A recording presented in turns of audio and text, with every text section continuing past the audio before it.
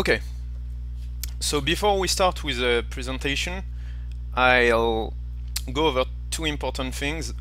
The first one is like why I created this guide, sorry, in the first place, which is basically because I thought I would be able to provide something, a documentation, which would allow any kind of player, not regarding their current level, to play at diamond level Warwick. How to do so? Because since Warwick isn't a mechanical skill based character, it's fairly easy to be better with him if you understand the decision you are making.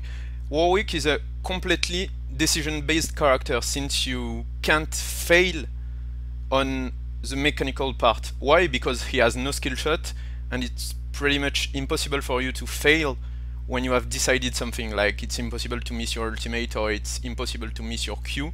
The only thing that could make you fail is actually to make a bad decision beforehand. So the whole goal, the whole purpose of this guide is actually to answer all of the questions about Warwick, pre-game wise, in-game wise, and even post-game wise, like with general tips in order to try to make you a better player by sharing the experience I had while I was grinding the ladder. Okay, the second strong point is that I'm very new to the US.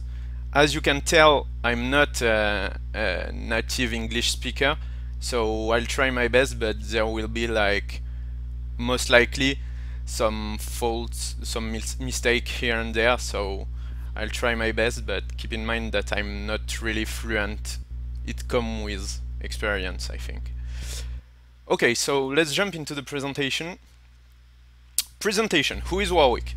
Okay, Warwick is a melee champion, obviously, and he is defined by his high sustain provided by 3 of the 5 abilities of this skill set, which are his passive, his Q, Hungering Strike, and his ultimate. He is a very cheap character to buy. This is a strong point since like a lot of us did buy the character in the first place because he was cheap, and his price is gonna be reduced next patch and is gonna be only 450 IP, so I guess a lot of us and a lot of beginners will buy it, so I'm guessing that this guide will become even more useful for them. Warwick can be played in the jungle and in the top lane. This guide will focus only onto the jungle part, and I'll just give a few words about why I think he is better in the jungle than in the top lane, but we'll see this in the next part, in the top lane versus jungle thing. And finally, as I said beforehand, he is a very easy character to play in terms of mechanic because you have no skill shot and no hard landing abilities. Okay, jungle versus top lane. It's all a matter of preference. Why? Because Warwick is actually considered a bad character in both roles. Jungle feels a bit safer to me in order to reach endgame because you are not facing directly an opponent. So I feel like, as a general concept, it's easier for characters who are supposedly bad to be put on the jungle in order to reach endgame, just because you don't have that much pressure and you don't have this lane to handle. Like, it's just you can go the hard way and just farm your jungle up till the point you are actually useful and being able to make an impact in the game. So I feel like for the characters considered bad, you can actually put them into the jungle and it will be safer for them to reach a certain point in the game. So briefly, the top lane strengths and weaknesses. The strengths are he has actually a very high sustain and a correct burst post level 6. Like with his ultimate and his Q, he can deal quite a bunch of damages and it's pretty helpful when it comes to 1v1. The gank mids are actually correct. Like, thanks to Infinite Duress, the ultimate, you'll have this powerful CC, the suppression, and you'll be able to go mid and take some kills quite easily, or actually apply some more pressure. And finally, he has brush control thanks to his E, which is basically when you are taking someone below 50% HP, you will keep vision on him even if he runs into the brushes, which is pretty helpful when you are playing top lane. As for the weaknesses, he has no AoE, so no pushing capacity, and it's pretty annoying to deal with, since if you are facing a character with escapes and pushing capacity, it will be hard to deal with the farm deny you'll get from the tower.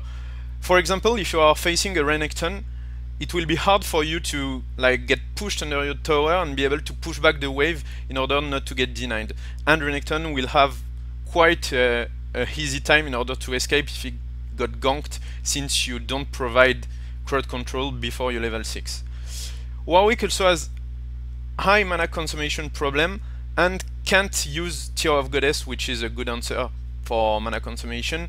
On top of this, he also can't really use Chalice because of two reasons. First one is on top lane actually you'll be facing a lot of physical damage dealer, so the magic resist on Chalice is pretty useless, and you'll want to get as much AP as possible early on in order to be able to trade. So Warwick top lane should, in my opinion, and I'm not an expert at it, should probably build 1 or 2 Doran in order to survive the laning phase, but Chalice and Tear aren't really that much of an answer in order to go through this laning phase. He also has no escapes, so it's pretty painful when you get ganked and you are in the middle of the lane if you are not pushed under your tower. So it's pretty much a lose-lose situation. If you are under your tower, you are denied, and if you are in the middle of the lane, you have no escapes, so you can't really answer the gank pressure. And finally, he has no real answer to bursty characters, since he is a sustain-based car, so he can't really deal with high burst. The whole purpose of him on top lane is to be able to harass his opponent and be able to sustain the damage he will be taking, but the fact is, versus high bursty character, it's pretty hard to sustain. Okay, let's jump into the jungle thing with the strengths. There are 4 main strengths about Warwick. The first one is the one we already saw, which is he's extremely easy to play in terms of mechanics. The second point is it's fairly easy to solo the Drake really early in the game, which is a really underrated thing, since it's one of the easiest way to come back into the game after not being that helpful before level 6, but we'll go through this point a bit later. Infinite Duress is pretty helpful in terms of ganks early on. The suppress is really helpful when you are not CC'd, so it's quite a powerful tool of ganking in terms of damages and in terms of crowd control. And finally, Hunter Skull is probably the biggest strength of the character. Weaknesses. Okay, so just by counting the number of strengths and the number of weaknesses, we can actually understand why he isn't played that much. But the whole purpose of this guide is actually to be able to make you focus onto the strengths and avoid those weaknesses as much as possible. So Warwick, one of the slowest, if not the slowest cleaner in the game. His jungling time is actually awful, and all of your early game you'll be focusing onto reducing this clear time in order to make you reach the level 6 as soon as possible. This is the whole purpose of the early game, which we'll see in the in-game theory. He is extremely vulnerable to invades because his fighting power early on is really bad, especially because he has no escapes and his output damages is pretty bad. He needs a very in-depth knowledge of the jungle to be played effectively because of all the pressure which will be applied before the level 6. Like, if the opponent jungler is going to invade you, you need to know perfectly what you are going to do in order not to be denied. And this is one of the trickiest part of playing this character, because you absolutely need to have this knowledge to avoid this tricky situation and go through them in order to reach this level 6 as soon as possible to start being effective in the game. One of the big weaknesses is that he can't run flash for various reasons we'll see in the summoner spell, but it's a pretty bad summoner on him, so it's kind of a hassle actually. He can't run defensive masteries because it's related to the clearing time, and if you are going for 21 points in defense, which we'll see in the masteries part, you will be losing so much clear time that you will be completely out of the game when it comes to level 6 and you will be out leveled. He is a very uncustomizable character when it comes to runes and masteries, because you have very slow options in terms of fast clearing, because as you will see about the runes and the masteries, all of it are done in order to be able to compensate this weakness of the slow clear time. He has to run with sand because it's such a good item on it, on him, and it's very cost effective. The fact is, if you don't run damage item, you will fall behind in terms of EXP and gold, and falling behind will make you less effective in the game and you will lose pressure. All you want to do is pressure a lot once you reach level 6, because you won't be able to pressure the map before this. Hungering Strike is overall a pretty bad spell, so is Blood Scent, and Infinite Duress late game is not that good either. Warwick is a very EXP and gold dependent character, even though his clear time is terrible, which is a huge problematic, because even if he needs a lot of stuff to scale in the game, he doesn't have that much capability or that much answers to get golds, because the golds are provided by the clear time and the gank obviously, and the clear time is pretty bad, so you need to once again think about how you will go through this problematic in order to be effective in game.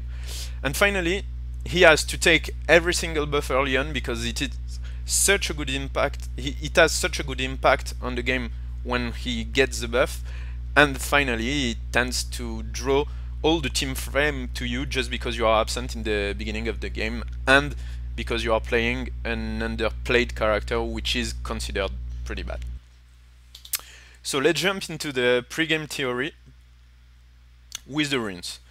So the setups for the rune is pretty standard. It's actually movement speed quintessences, attack speed red, armor yellow, and magic resist per level in blue, which is actually pretty standard.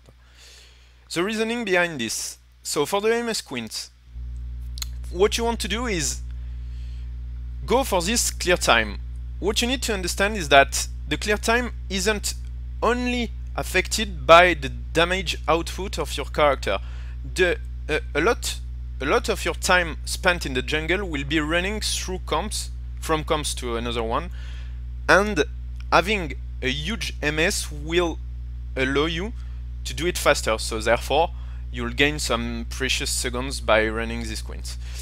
It has a better synergy with Ghost, obviously.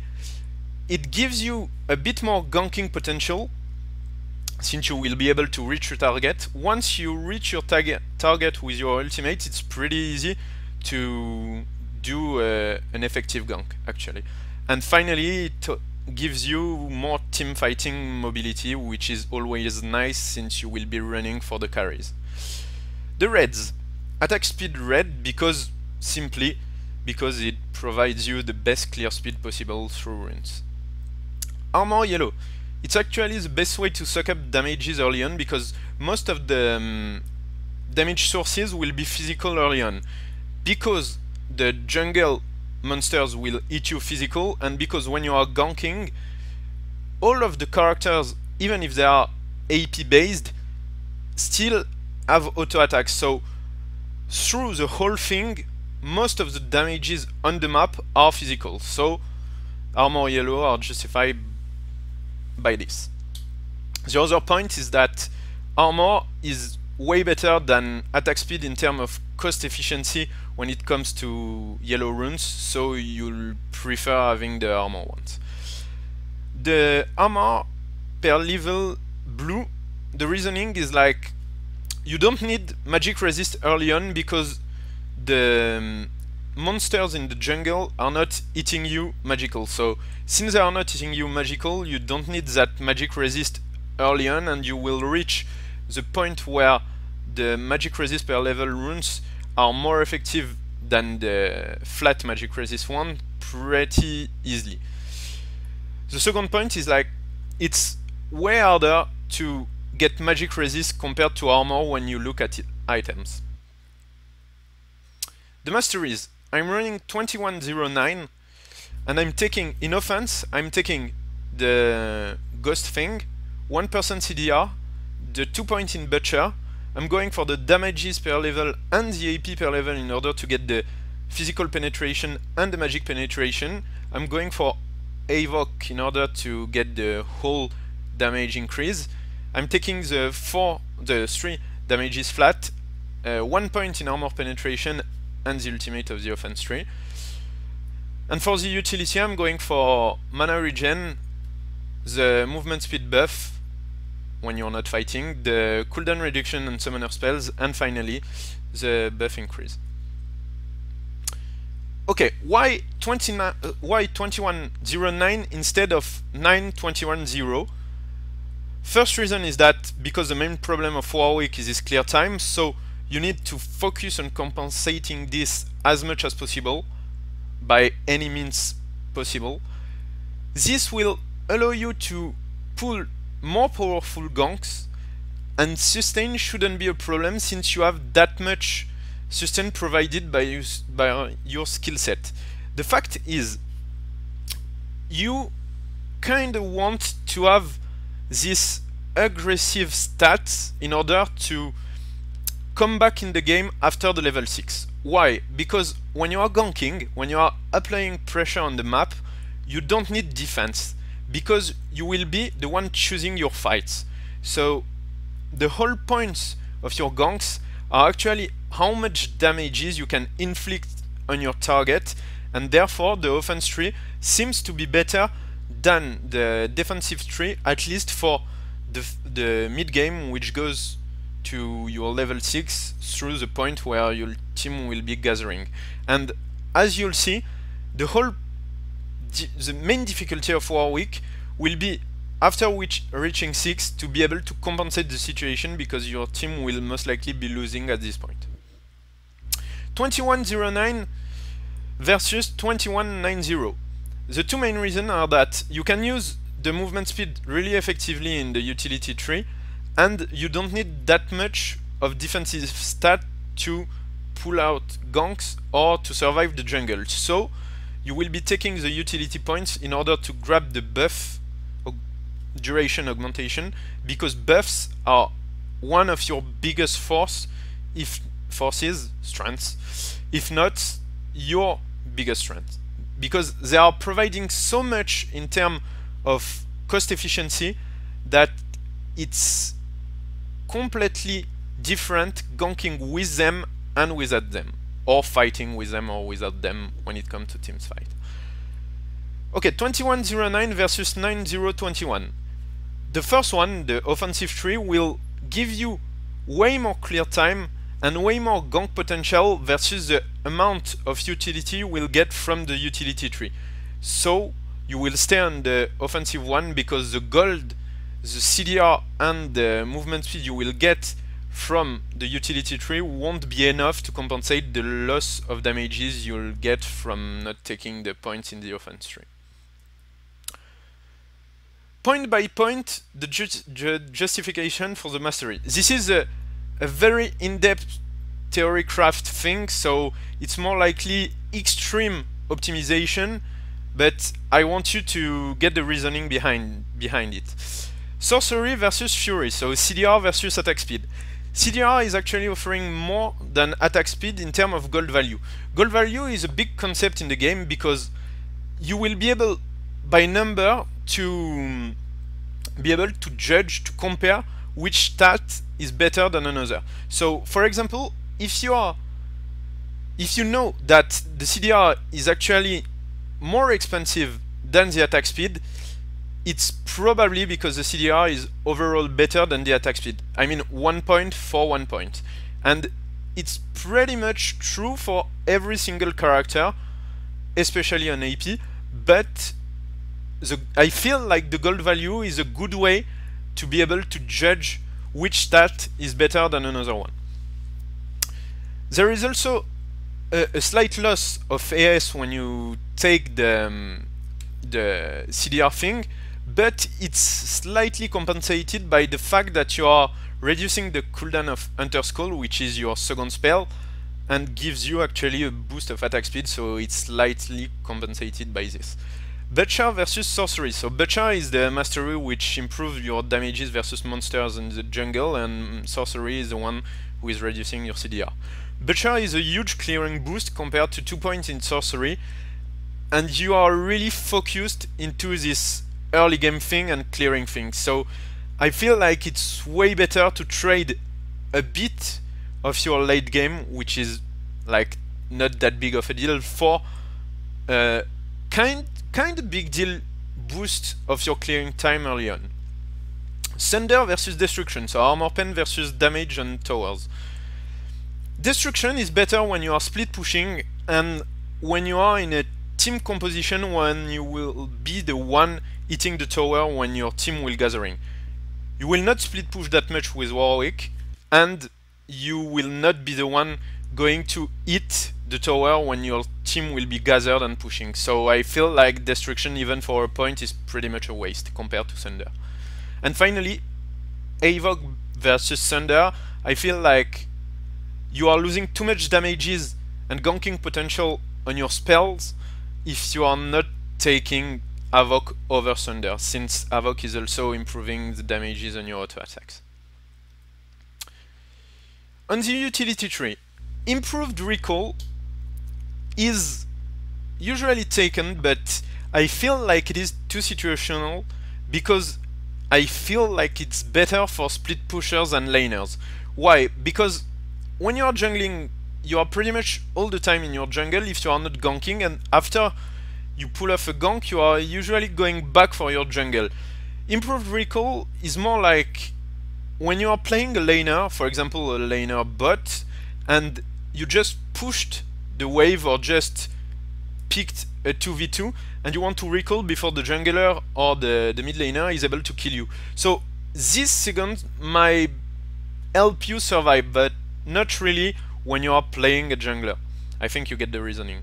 Meditation versus Wanderer. Meditation is slightly more powerful in my opinion because you will generally be able to reach the target thanks to the huge gap closer and infinite duress, and Wanderer is disabled when you are starting a fight, so it can't be used while you are chasing a target if you are already in fight. So it's not bad, but not that good compared to Meditation, because Meditation can offer you the last point in order to throw the ultimate spell.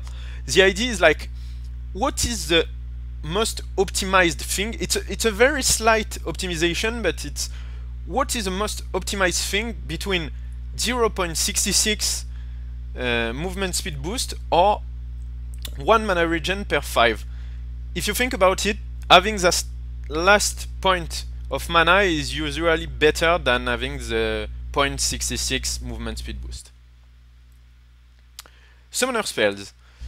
Smite is obvious because you need it not only to reduce your clear time but to secure objectives, so you will be running Smite, really important on junglers, every one of them, even if you can clear the jungler without it, just because of the objective securization part.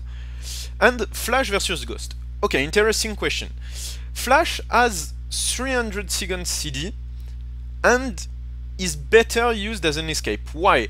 Because when you use Flash as an escape, you can flash through walls, you can make strong escapes, while when you are chasing someone, you will just be able to reach him, and if you have less movement speed, or if you are disabled just after flashing, you won't be able to reach the melee again, and it will be pretty much a waste. I feel like Flash is way better, and I think everybody saw it in the LCS, in order to avoid not that much to make aggressive plays, except for the comboing characters.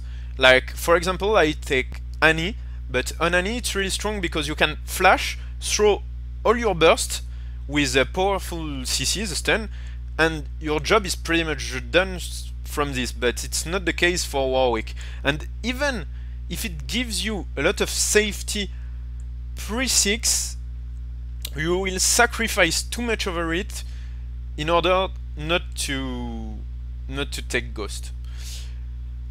Another thing is, like, taking Flash allows you to be able to flash and ult in the process. The thing is, if you consider Ghost in his full strength, you will most of the time be able to Ghost, run in due to your tankiness, and then ult. Like, I feel the interaction between Flash and Warwick Ultimate is really overrated, just because of your tankiness and the ability you have to run through the team, the opponent team, in order to be able to use your ultimate. Ghost, lower CD than Flash. It's best used in an aggressive way because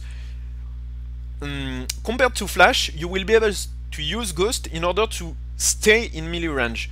If you are slower than your target, Ghost will compensate that, and if you are CC'd while using Ghost, you will still have Ghost up after the CC ends, so you will still most likely be able to reach the target and do some damages on him.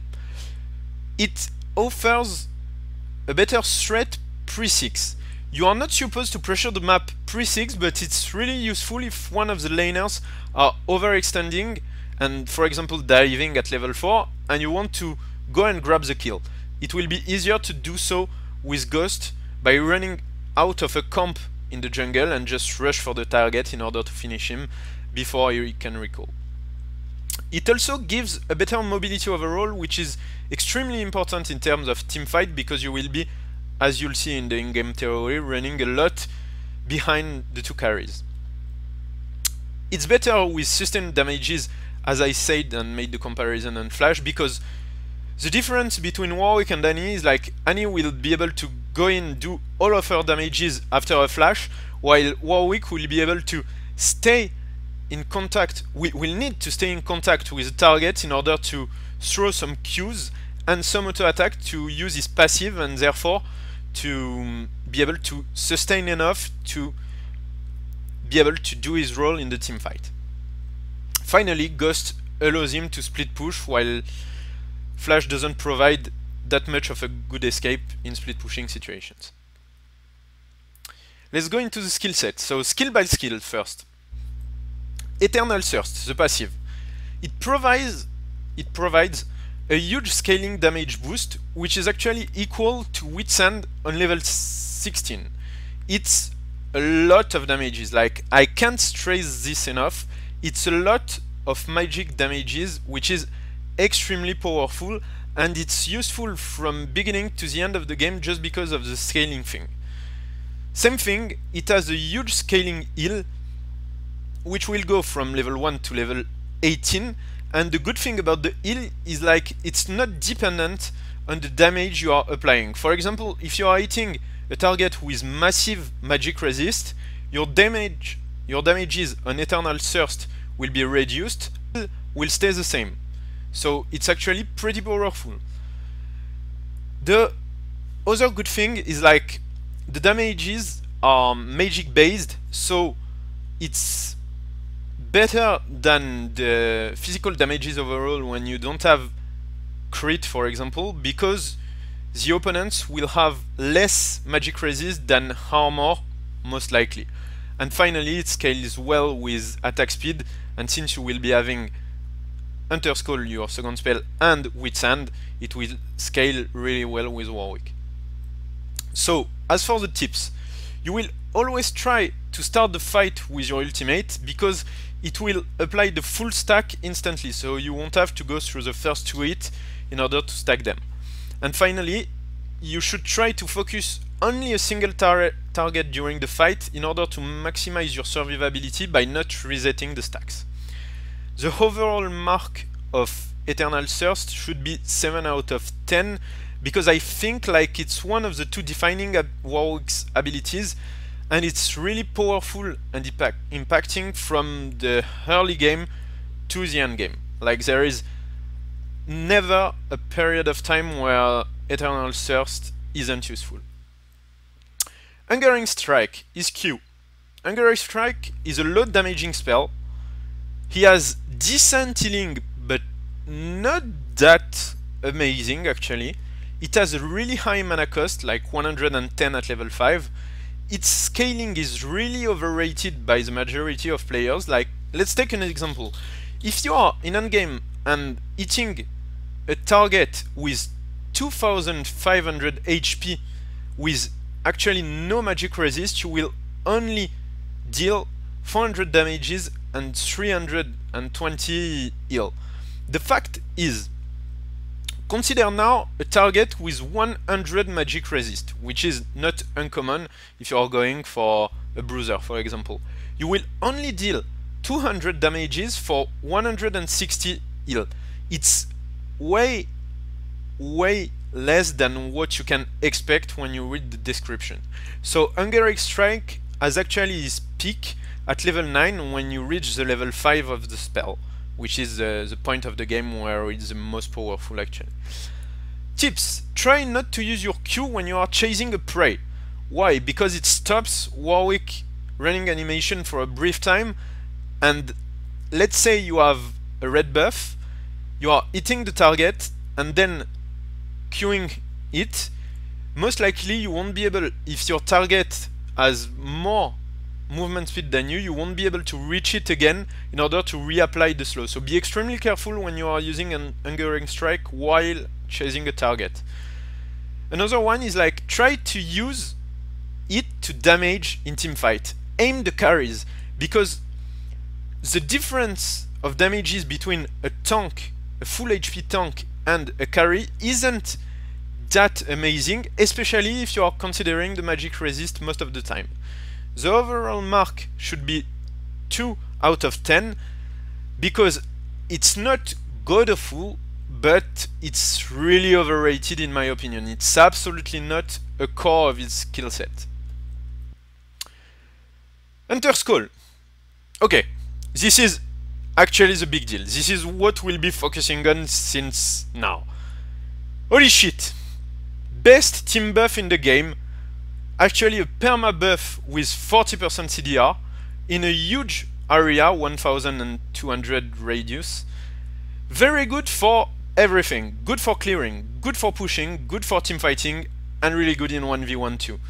And overall it provides a 5000 gold buff. Why? Because if you are using it on a bruiser, on you, and on an AD carry, 3 people who can actually make use of it, you will give a 5000 gold in terms of stat value buff. This is an absolute big deal.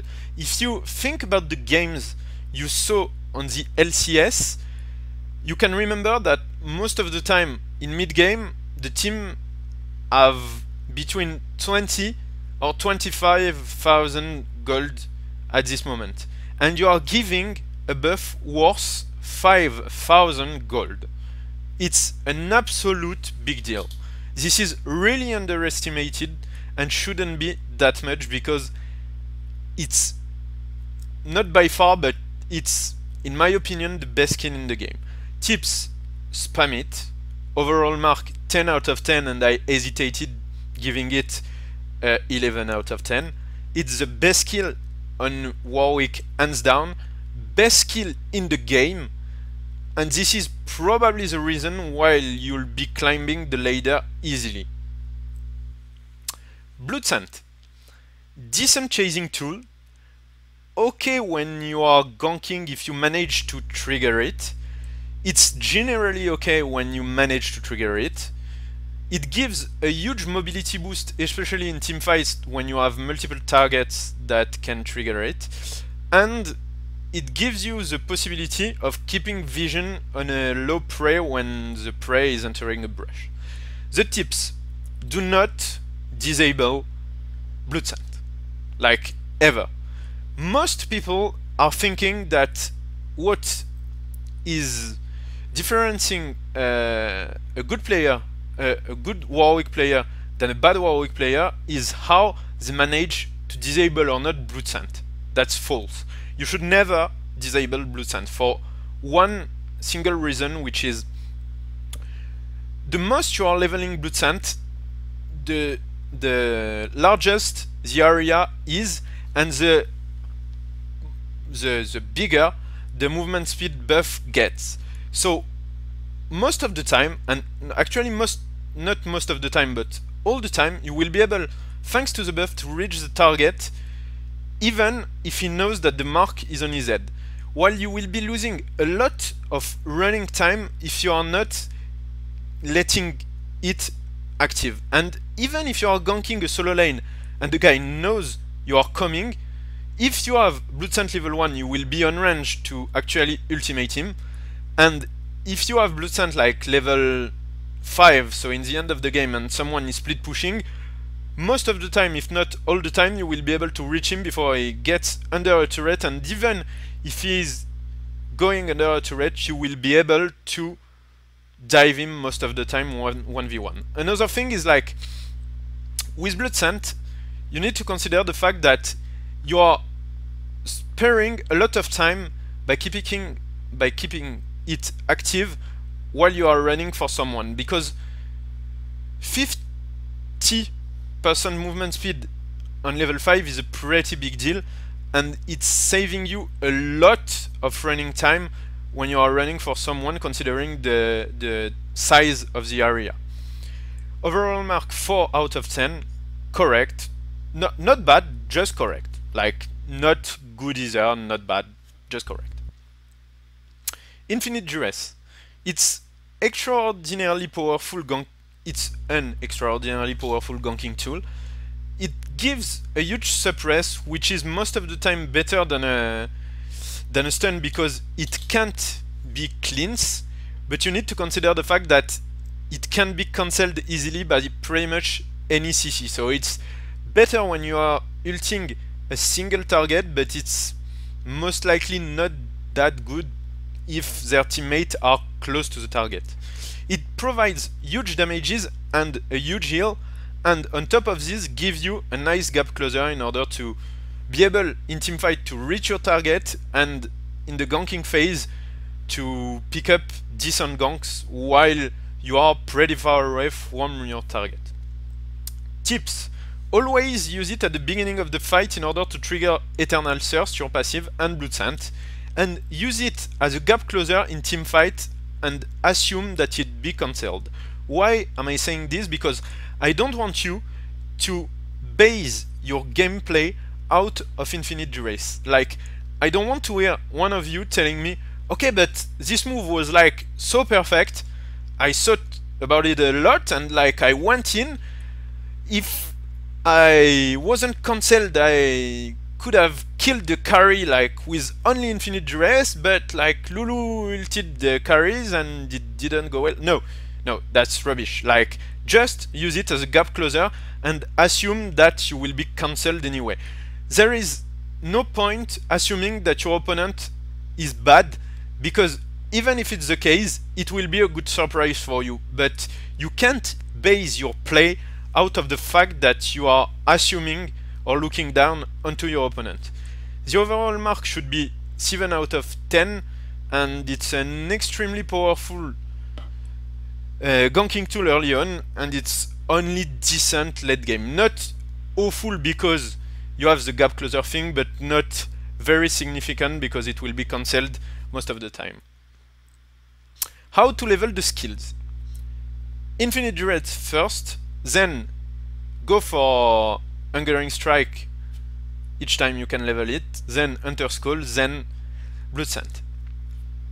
When I did the skill set part on the French guide yesterday, a lot of people asked me, you said that Hungering Strike is extremely bad, which is true, I said it, but you are still leveling it first. Why? Okay, the fact that Hungering Strike is bad doesn't mean that you shouldn't leveling it first. It's all a matter of not having the choice, because Hunter Skull is a team fighting, most likely is its best utility is as a team fighting tool, and obviously you can't level Blood Scent first. So even if Hunter Skull is providing you a better clear time in the jungle, Hungering Strike is the only way to pull decent gank. It's not because it's strong, it's because it's your only choice to be able to go through the level 6 to endgame by ganking. Because when you will be doing your ganks, if you are ganking a lane with a teammate who is an AP and don't benefit directly from Hunter Skull, you are providing nothing. So you need to level Hungering Strike in order to pull decent gank. And the fact is, since Hungering Strike has its peak at level 9, there is no reason for you not to get it early on. But not because it's good, just because it's the best way to optimize it, even if it's a terrible skill. I think you get the reasoning. So Hunter Skull is okay as a second spell because it will reach its peak when you are team fighting. So early on you won't be gathering with your team, so it's not a big deal. And you will still put 1 point in Blood Scent for the utility thing, in order to keep the vision on the targets you will be chasing when they go into the brushes, so it doesn't stop your running animation. For the first kill point, since it doesn't follow the rules on top of the slides, you will go for Hunter Skull first, always, because it's better for your level 1 pull or clear, because it will give more attack speed for your teammate during the pull. Even if you are alone, it's better than Hungering Strike. And even if the opponent team is invading and you are team fighting, Hunter Skull will provide the best output damage overall. So you want to take Hunter Skull level 1 always. Hungering Strike level 2, Hungering Strike level 3, and you'll finally get your first point in Blood Scent at level 4. Let's go into the in-game theory. Okay, we've done a good part of this, and now we are reaching the most important part, which is the in-game theory. The in-game theory will teach you, I will try to give you information about how to play the character and how to itemize it through the whole game. This is by far the most important part of the guide, and this is why I created the guide in the first place. I think this is where the answers most of you are searching will be. So item build. Starting items: Hunter's Machete, double health pot, and a ward. Machete because it's a faster clearing item you can buy for a jungler at level 1. Health potion because you will need them in order to recover from the level 1 because of you running the 2109 Masteries. And the sight ward because it's really important in order to secure your level 1, as you will see just after in the early game thing. The first back, after you get between 750 gold and 825 gold, you will buy first a Madred because it's the fastest clearing item you can get at this point.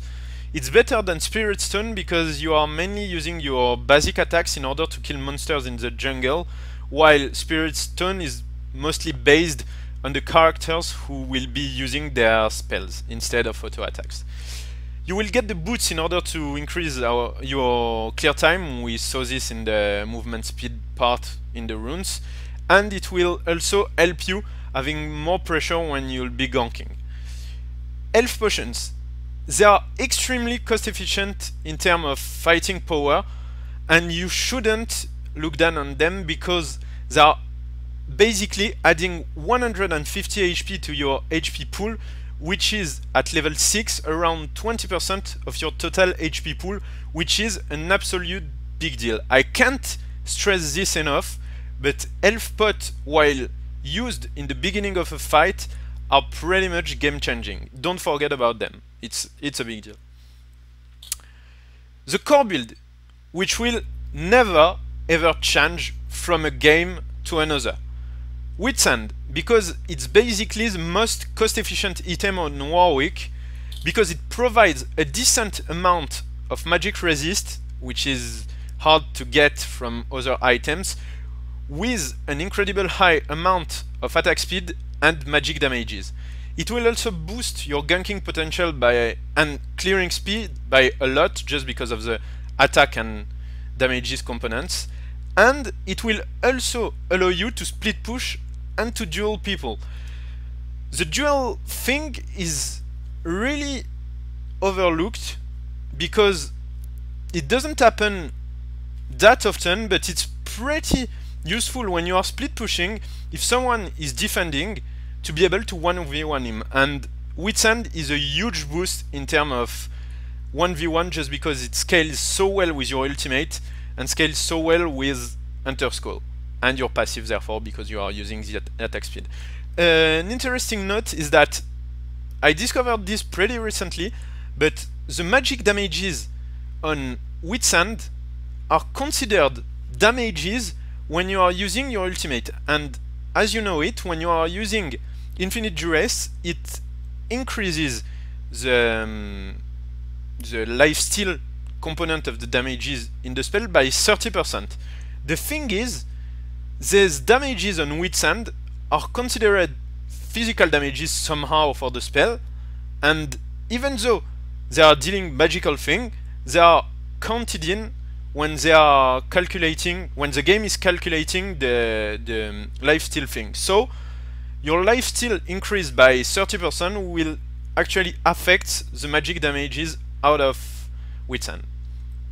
And finally, the pink ward is by far the best consumable in the game because it allows you to get that much map control and objective securization all through all the stages of the game.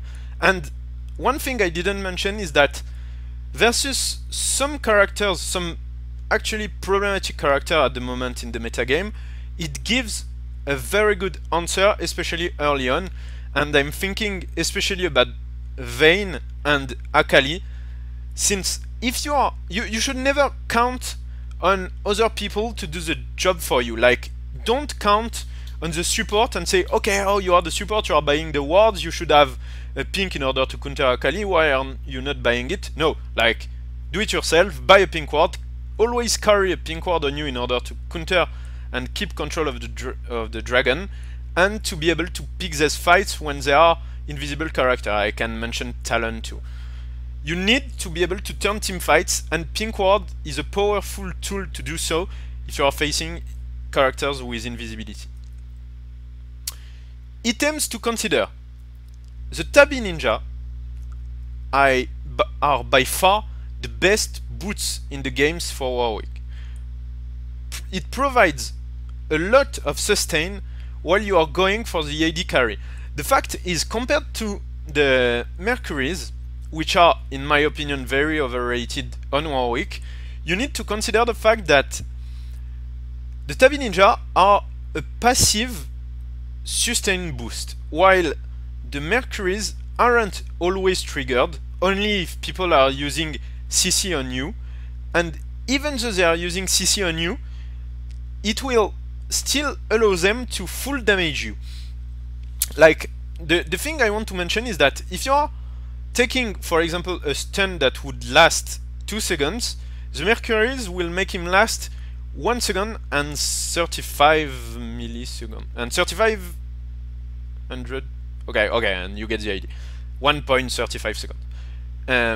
The thing is, are the 0.65 second worth the buy of the Mercuries? How much heal could you have generated if you were not CC'd for 0.65 seconds and were hitting a target? Because you need to be in range, in melee range with someone in order to regen, while the Tabby Ninja with the passive on auto attacks are giving you a passive boost. Like if people are attacking you during a CC, or attacking you, just attacking you, this is still active, while the Mercuries are much more situational. And since you will be always running, or most of the time running for the AD carry first, it's really useful if he is kiting you to have something to reduce his output damages. So most of the time, 95% of the time, you will run Tabby instead of Mercuries. Mercuries are only bought when there are 3 AP who have a massive amount of CC and very disrupting ones they can use on you.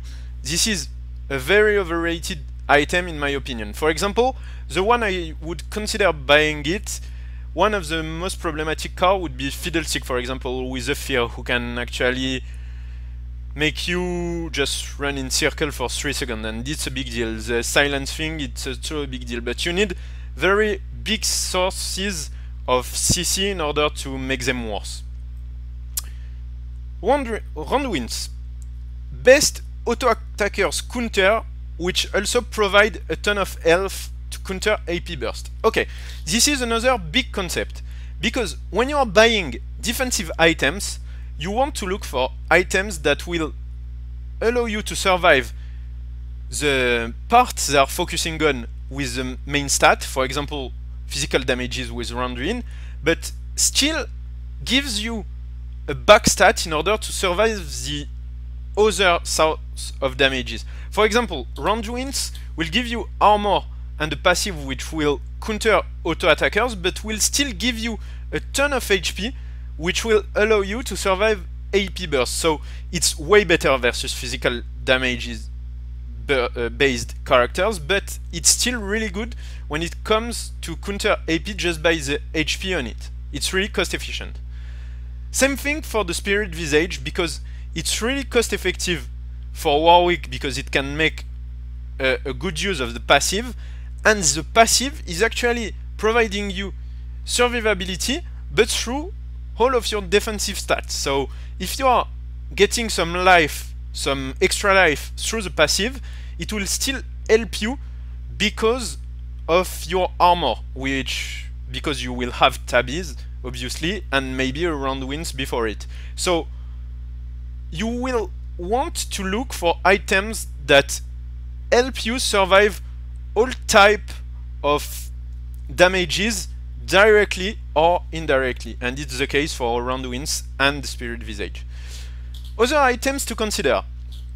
Frozen Earth is actually an excellent item when it comes to counter a heavy auto attacker composition, just because of the aura. The stats are excellent on it because the mana is really effective on Warwick just because of the high mana cost, and the CDR is really important in order to reach the cap for the 40% CDR in order to keep Hunter's Skull active all the time. Bulwark. Bulwark is really strong when it comes to countering a heavy magical team, because it will not only provide you a huge magic resist buff, but for whole your team. It's a really strong team-oriented, team-based item, and since you are looking for team fight situations because of Hunter's Skull and of the way Warwick is designed, Bulwark synergizes really well with him. The fact is, on Bulwark you will still find some armor and some HP, so it's all part of the same idea of countering the boss sources of damages in the game. Frozen Mallet. If you are looking for HP, I would suggest buying Frozen Mallet over Warmog just because of the utility it provides. You want to get an item who will do something. The HP on Warmog aren't worth the damages you will lose on Frozen Mallet and the slow, just because you will counter carries so hard without escapes just because of the slows, the passive of the Frozen Mallet. I feel like it's way more cost efficient to buy a mallet than a Warmog when you are looking for HP. Guardian Angel, finally, is in my opinion the best luxury item, just because you will already have a bunch of HP, and it will synergize well with its passive, and you will still get some armor and magic resist. Same idea. Okay, now what I want to do is try to explain you the reasoning behind getting the correct items in every situation in the game, because I want you to be able to adapt to every composition you will be facing. I want you to be able to use Warwick in every situation, so I will take three examples, three team examples. Oh, I made a fault. Okay, never mind, a mistake. The fact is, with this, I will explain the thought process between the order of behind the items. I will take the three different compositions and we'll think about it together in order to see what is the reasoning when it comes to adaptation. So first one, Irelia top, Rise mid, Amumu in the jungle, Misfortune as the AD carry, and Thresh as the support. Okay, for the item build, first you get the core, so Madred Razor, Boots, Witsand, and that's pretty much it, which will never change. And after it, you want to go for the Giant Belt. Why? Why are you going for the Giant Belt if the mobility is important and not going for the Tabby Ninjas first? Because Giant Belt is such a big deal at this point of the game, just because it will allow you to survive all type of damages. And since you don't have a lot of HP at this stage of the game, even considering the regeneration out of your skill set, you will want to get some more before going for the armor and magic resist. This is a big thing. It will make a huge difference if you buy Tabby Ninja first or the Giant Belt. I would always suggest going for Giant's Belt before going for Boots tier 2. So after the Giant's Belt, you will go for the Tabby Ninja, just because you kind of want to go for round wins first, because the main sources of damage in this team mid-game will be Irelia and Misfortune. So you want to have some counter to Misfortune ultimate and some counter to Irelia true damages, and you will be able to do so by reducing her attack speed if she is hitting you. Not to mention the fact that the slow and round wins will make you way more effective when it comes to be disruptive in the team fight. Rise and Amumu are most likely scaling into the game, so you are not really preoccupied about them in mid game, just because you already have Witsand. Spirit Visage after them, because you are facing a pretty balanced team.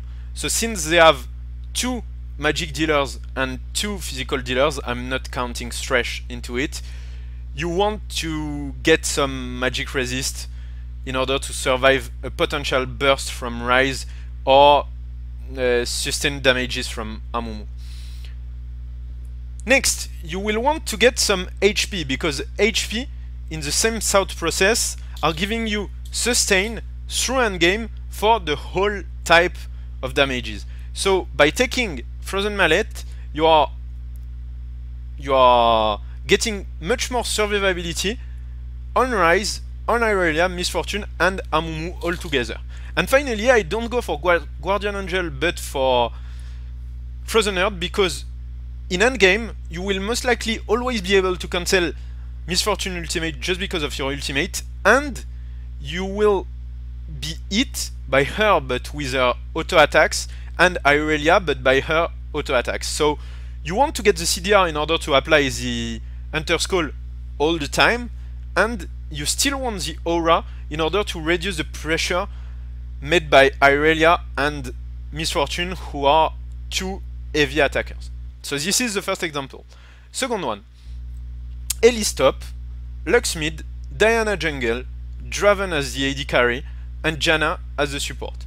The core is the same, Madred, Boots, and Witsand, and after it you will rush straight for a Bulwark, because you are facing 3 magical dealers, which are Elise, Lux, and Diana. And we can even mention Janna as a 0.5 character, since most of the time now she's running some AP. So you really want to take this bulwark in order to help you survive in team fight, but also give this huge boost of survivability to your whole team. After it, you are still going for Tabby Ninja, because even though there is 3 EV magical based character, there is still the Draven threat, which is completely auto attack based. So yes, you will lose the magic resist, but since you have already Witsand and Bulwark, and you know that you are going for a Spirit Visage, you want to get some armor and some passive, the 10% passive on auto attacks, because Draven can be completely forgotten. The idea is that the tenacity compared to the passive on Tabby is still less effective due to the CC you can face, because like the Cocoon of Elise is pretty much dodgeable. The Root of Lux is pretty much the same thing. You will be annoyed by the slow of Janna. You can't reduce the knockbacks, so no big deal with the Mercuries, and you can't reduce the E of Diana. So yeah, I will still go for Tabby Ninja, even though they are full magic. After it, you will logically go for Spirit Visage because they are a heavy magic based team, but after it you will go for Round Winds because Draven is here, and the attack speed debuff will still help you face Diana and Elise, and the HP are not lost. And the Frozen Mallet is still a big deal, especially when you are facing a character with no escapes, such as Draven. Okay, there is a mistake, because obviously you won't have a slot even after selling the Madred Razor. The Guardian Angel is not here, you will finish your build with the Frozen Mallet. So final build is Witsand, Bulwark, Tabby Ninja, Spirit Visage, Round Winds, and Frozen Mallet. Okay, last team comp. Renekton top, Orianna, Jarvan 4 in the jungle, so Orianna mid, Renekton top, Caitlyn as an AD carry, and Lulu as a support.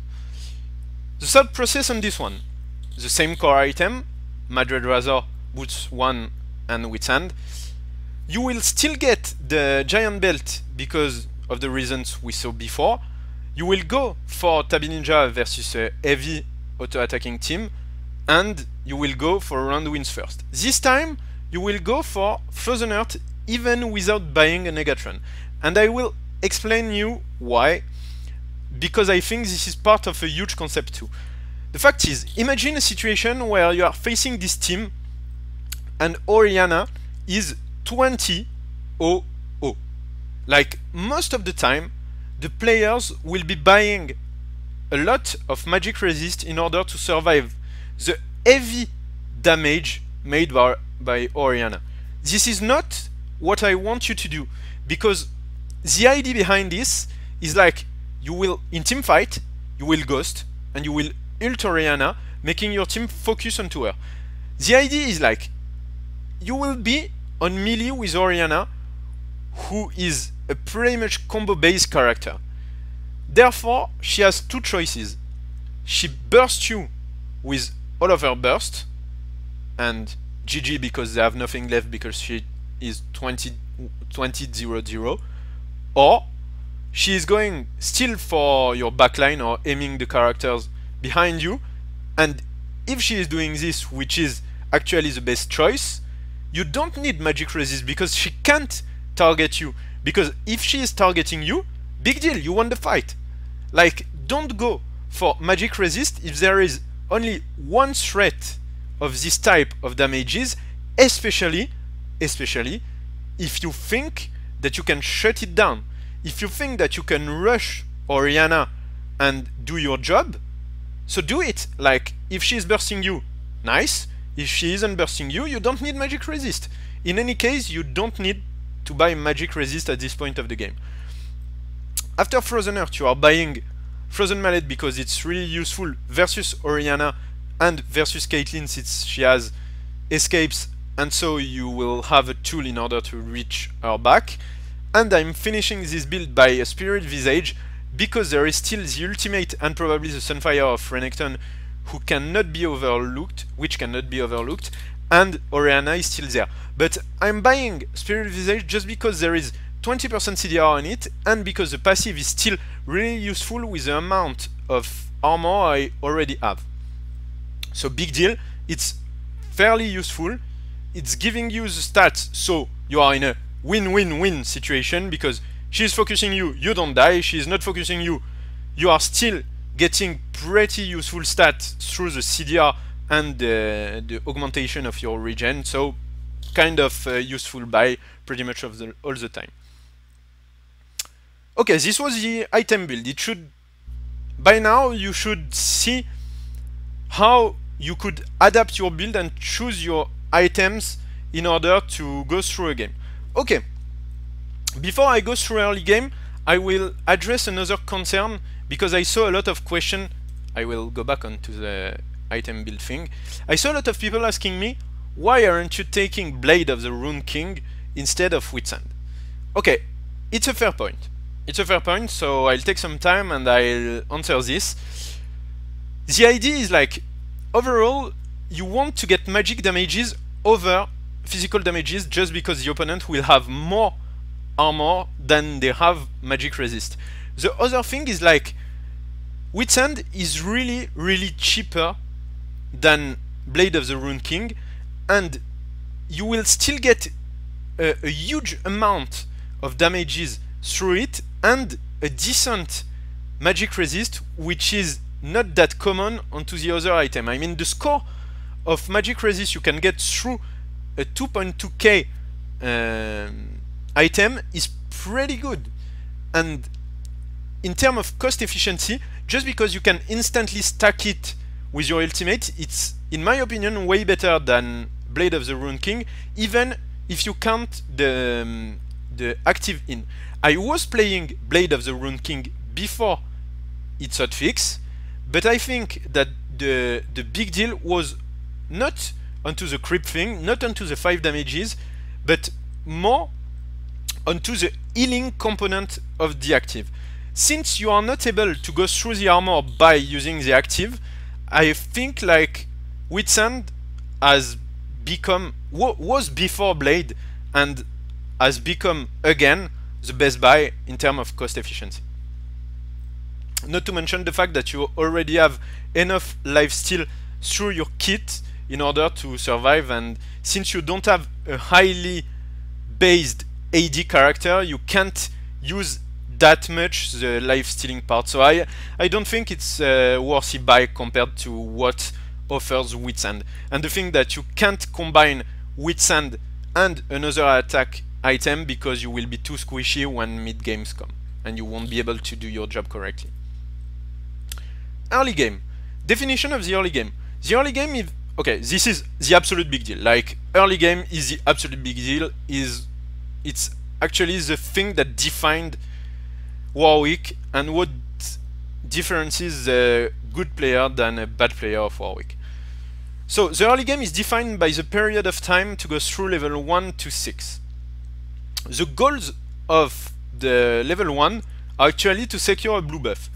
The blue buff on level 1 is an absolute big deal. You want the blue buff because of the high sustain it will give you in order not to run in the jungle, and because it will lower the CDR of Hunter's Call and so allow you to clear faster. The other big deal is that you will be able to spam Hungering Strike in order to clear faster, even though it has a high mana cost.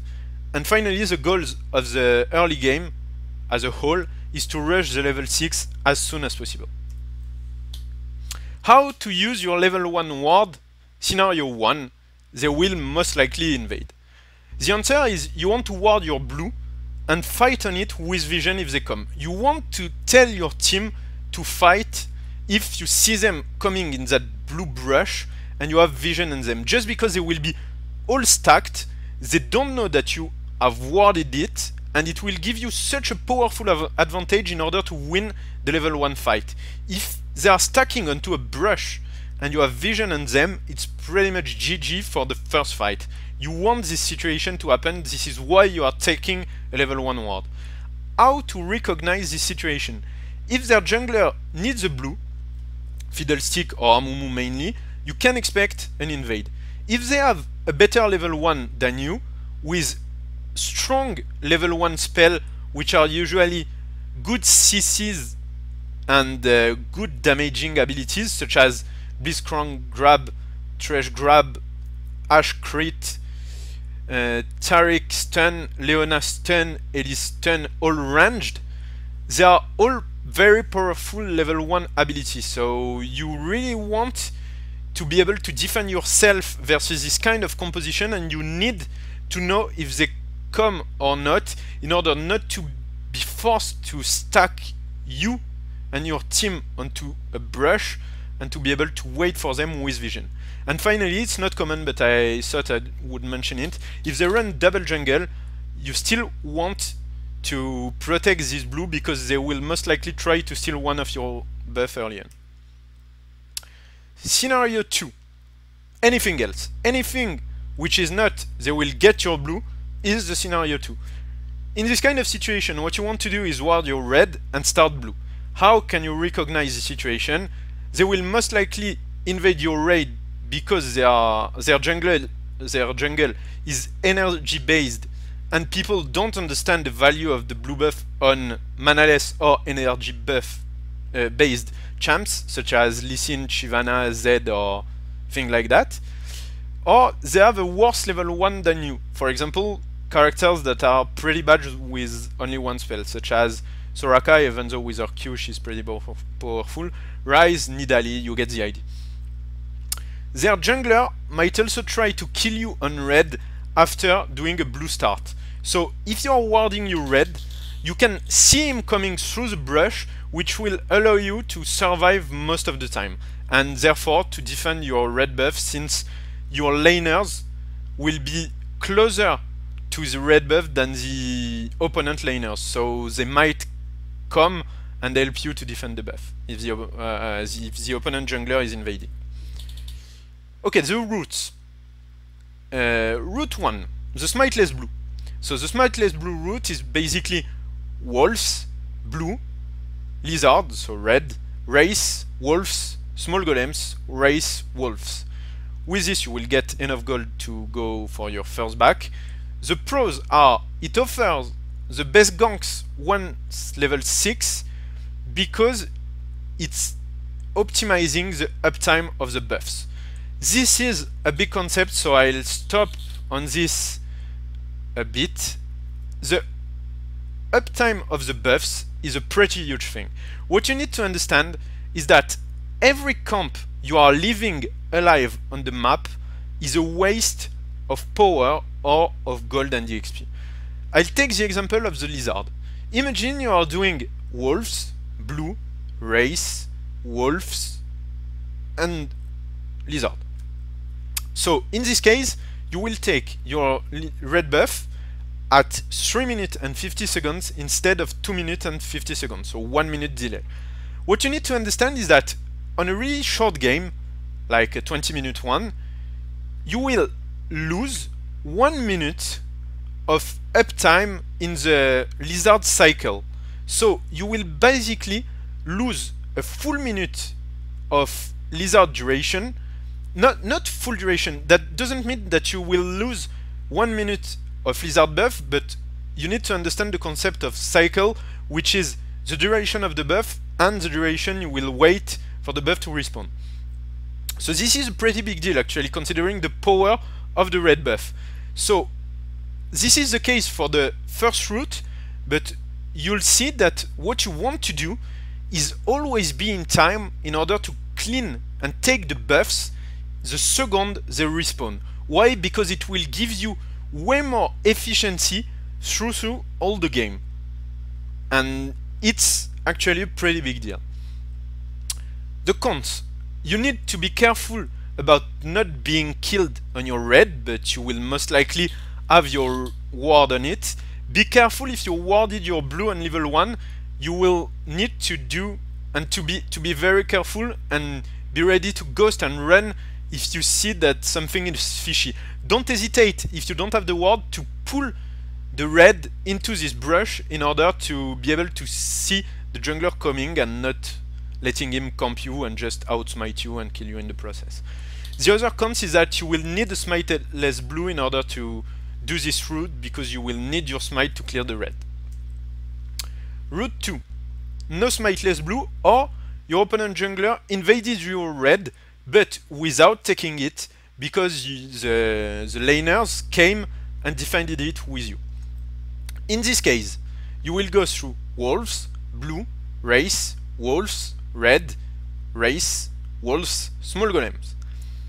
The pros: you can use this route if you didn't get a smiteless blue, and it's a pretty big deal, because on some cases you will just get a team who doesn't care about you, and you will get laners who don't care about the good being of your jungle. So you need to have a backup plan if you don't get a powerful pull.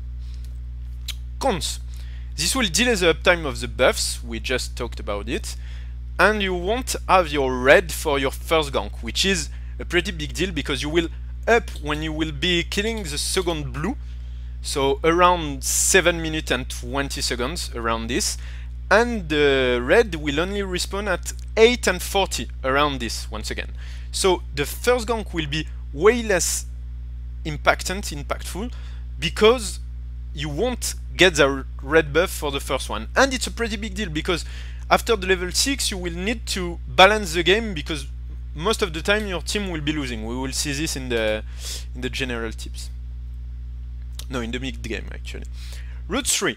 They invaded your blue but didn't take it. For example, they knew that you warded and they chicken out and they went out and they didn't take the blue. What you can do is start red by doing race, red, blue, wolves, race, small golem, wolves, race. The pros: it will allow you to fully recover from the initial invade. You won't take that much of delay on your optimal pass. It will also give you more invading possibilities, and we'll see this in a moment with the invade thing. But consider that all the red starts are better in order to invade. The cons is that you will have a slightly slower clear, because after the red, even with a smiteless, you will need to throw some Hungering Strike, and it's really mana heavy, so you won't be able to spam your spell on the blue, so it will be like a bit delayed. It's not a big deal, but it will be slightly slower. Route 4. Your blue got stolen. Oh shit. Race. Lizard. Red. Wolves. Race. Small golems. Wolves. Race. Small golems. Wolves. Pros: you can still make some invading actions because you took the reds, and we will see why in a moment. But it's getting fairly dangerous because you don't have that much mana, and your clear time of the camps is getting a bit slower. You will also get your red in time for your level 6 ganks, which is pretty big deal. Having this red for your first gank is actually pretty handful when it comes to killing someone. Cons: this is slower because of the mana problem and the fact that you will run at some point because of not having the blue. It's not like it's just slower. You will still manage to pull it out, but it's just slower. Route 5. Your red got stolen. Once again, oh shit. Wolves, blue, race, wolves, small golems, race, wolves, small golems, race. Pros: still a safe route, because you will get your blue, you will be all the time full mana and full HP, and it will be no big deal if you get invaded. Most of the time you will be able to avoid the fight if you are 100% HP, so it's pretty fine. Cons: very slow and hard to take opportunity pre-6 without red. If someone dives and you need to go and kill him because he is really overextended, it's harder to do so without red. In fact, it's really harder to take opportunities if you don't have the red in the first place. After your first back, the route 1 should be... Okay, after the first back, the fact is you will choose your route depending on the last camp you cleared. If you cleared small golems last, you will go for wolves after it. If you cleared wolves last, you will go for small golems first after it. So first route is wolves, race, and small golems. Second one is small golems, race, and wolves. Optimize your jungling route. This is another big concept for jungler players, and this is someone I want you to focus on, because even if it's a slight optimization for Warwick, it can be handy from time to time. So let's focus on this one. This is the difference between doing wolves, blue, red, race, and wolves, and doing the same thing but with small golem instead of wolves in the end. I will use the next slide to explain it. I'm assuming that you can see the red border on the map, and you need to consider them, because if you are taking the small golems after the race, you will be running on this portion of the map twice, and you are losing time by doing so when you could have done race, wolves, small golem instead of race, small golem, wolves, race. So this portion of the map will make you lose 5 to 6 seconds, and it's not that much of a big deal, but if you repeat it a lot in the game, and if you are not paying attention to it, you might be able to lose like 30 seconds out 20-minute games, which is a pretty big deal in my opinion. So be careful about the path you are taking. I showed you the optimized path for Warwick, but I'm assuming that you would like to use some tips from this guide for other characters, so I'm assuming that this could become pretty handy for you if you are thinking about other characters. Invading your opponent. When? You will be invading your opponent if you started red and if the opponent is ganking level 3. If the opponent jungler is ganking level 2, you will also be invading. Why do you want to invade if he is ganking level 3? Just because you have the vision on him and you know that he is not still in his jungle, and you have some time in order to go and steal the camps without being taken into a fight. Why do you want to invade the opponent jungler? Mainly because you want to deny his farm in order to reduce his global pressure by reducing his level. So all the EXP you can deny from him before your level 6 is actually some pressure you are taking off the shoulders of your team, and it's once again a pretty big deal because it's the hardest part of the game for you. And having access to his camps make you able to only kill the big one, so save time on your EXP, because for example for the race you are not forced to kill every small one with your auto attacks, so you are saving some time there. Invading the opponent jungler, the difference between the camps. You need to understand the importance of searching for a low risk, high reward situation. Therefore, we can assume that race are better than small golems, and small golems are better than wolves in terms of invades. Why? Because stealing the big race is the easiest thing to do, since you will be able to take it without going too far into the opponent jungle, and therefore you will be able to escape without losing too much time in a dangerous position. So it's a medium reward, low risk situation. Good for you. The small golems come second because, considering that if you invade in the race, the jungler might be out of position, maybe bot, so taking the big one there is giving kind of a big amount of EXP and gold. So it's kind of a medium risk, high reward situation. Still fairly okay if you are sure that the jungler won't come and kill you when you are near the opponent laners.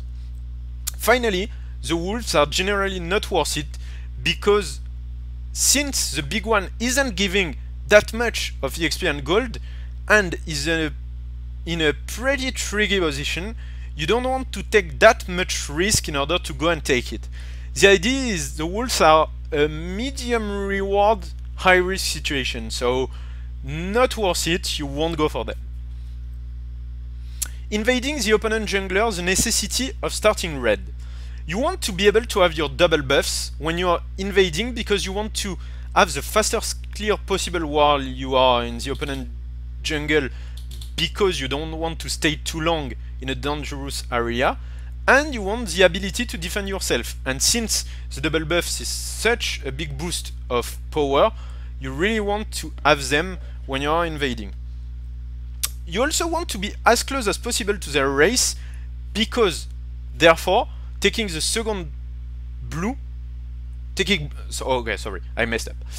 You want to be as close as possible to their race because they are the main target when it comes to invade, and therefore taking the blue second is the best way to do so because the blue is actually the closest point to the opponent race. Invading versus a level 2 gank. If the opponent jungler is ganking level 2, he will only have one buff, and this will allow you to steal his other one pretty easily. Do not grab your double buffs before going for the steal and rush it after your first buff. This is a big point because you don't have the time to take your second buff before taking his buff. He will have the time to come back if you do so. So you really want to rush after your first one. If you get 3 buffs on your first route, you will be extremely ahead, and that's kind of why the level 2 ganks versus Warwick are terrible. Even if the guy manages to pull a good gank, you will still be extremely ahead because you will have pretty much find the solution for your bad early game, and you will most likely have a better mid game than most of the characters. So it's a fairly huge deal if you manage to get 3 buffs on your first route. Not to mention the fact that you will have slightly longer duration on the buffs. Early game summary and golden rules. Rushing level 6 is your absolute priority. Do not attempt any kind of ganks except if you are 100% sure that you will get the kill. Mainly if there is a dive and if you can grab the guy with only one Hungering Strike. I'm stressing this point. I'm not telling you go if you think that you can grab an assist or something. No, that's not what I mean by get in caps lock.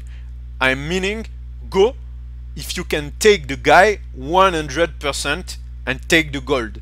Do not go if you are not sure to last hit him.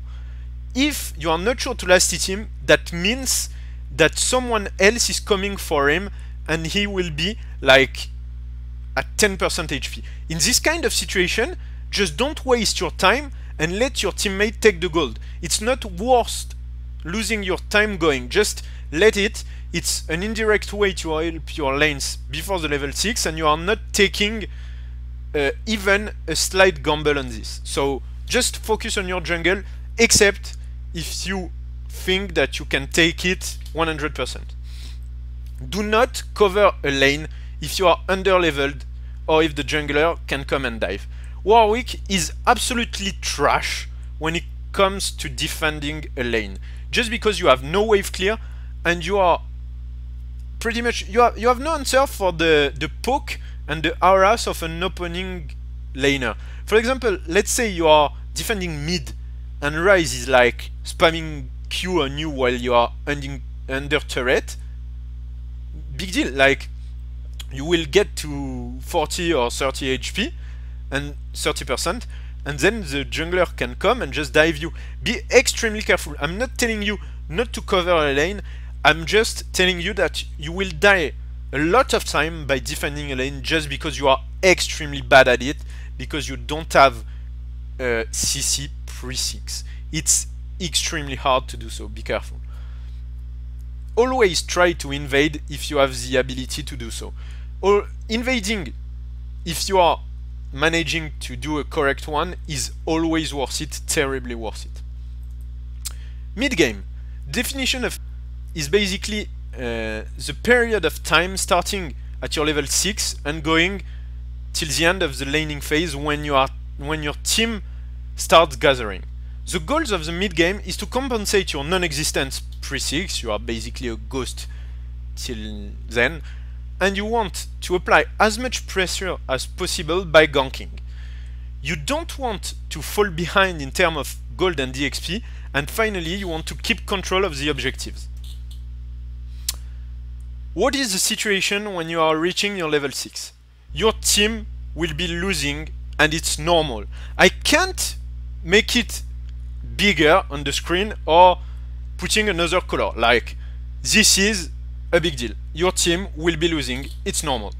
You have been doing nothing for the first 6 levels of the game, which will lead you to be absent of it for like 7 to 8 minutes in the game.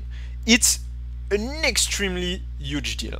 You can't expect your team to win 4v5 when the opponent jungler will most likely pressure a lot while you are only farming, and I think it's pretty self-explanatory. The most common scenario will be to have one lane winning because of outplay, because like basically we'll have a good laner who will be able to outplay his opponent. One will obviously lose in the same scenario, and one will be losing because the jungler will have pressured it a lot, or because he has pulled the correct gank on it. If you can't balance this kind of losing situation, if you don't think that you have the shoulders to do so, do not.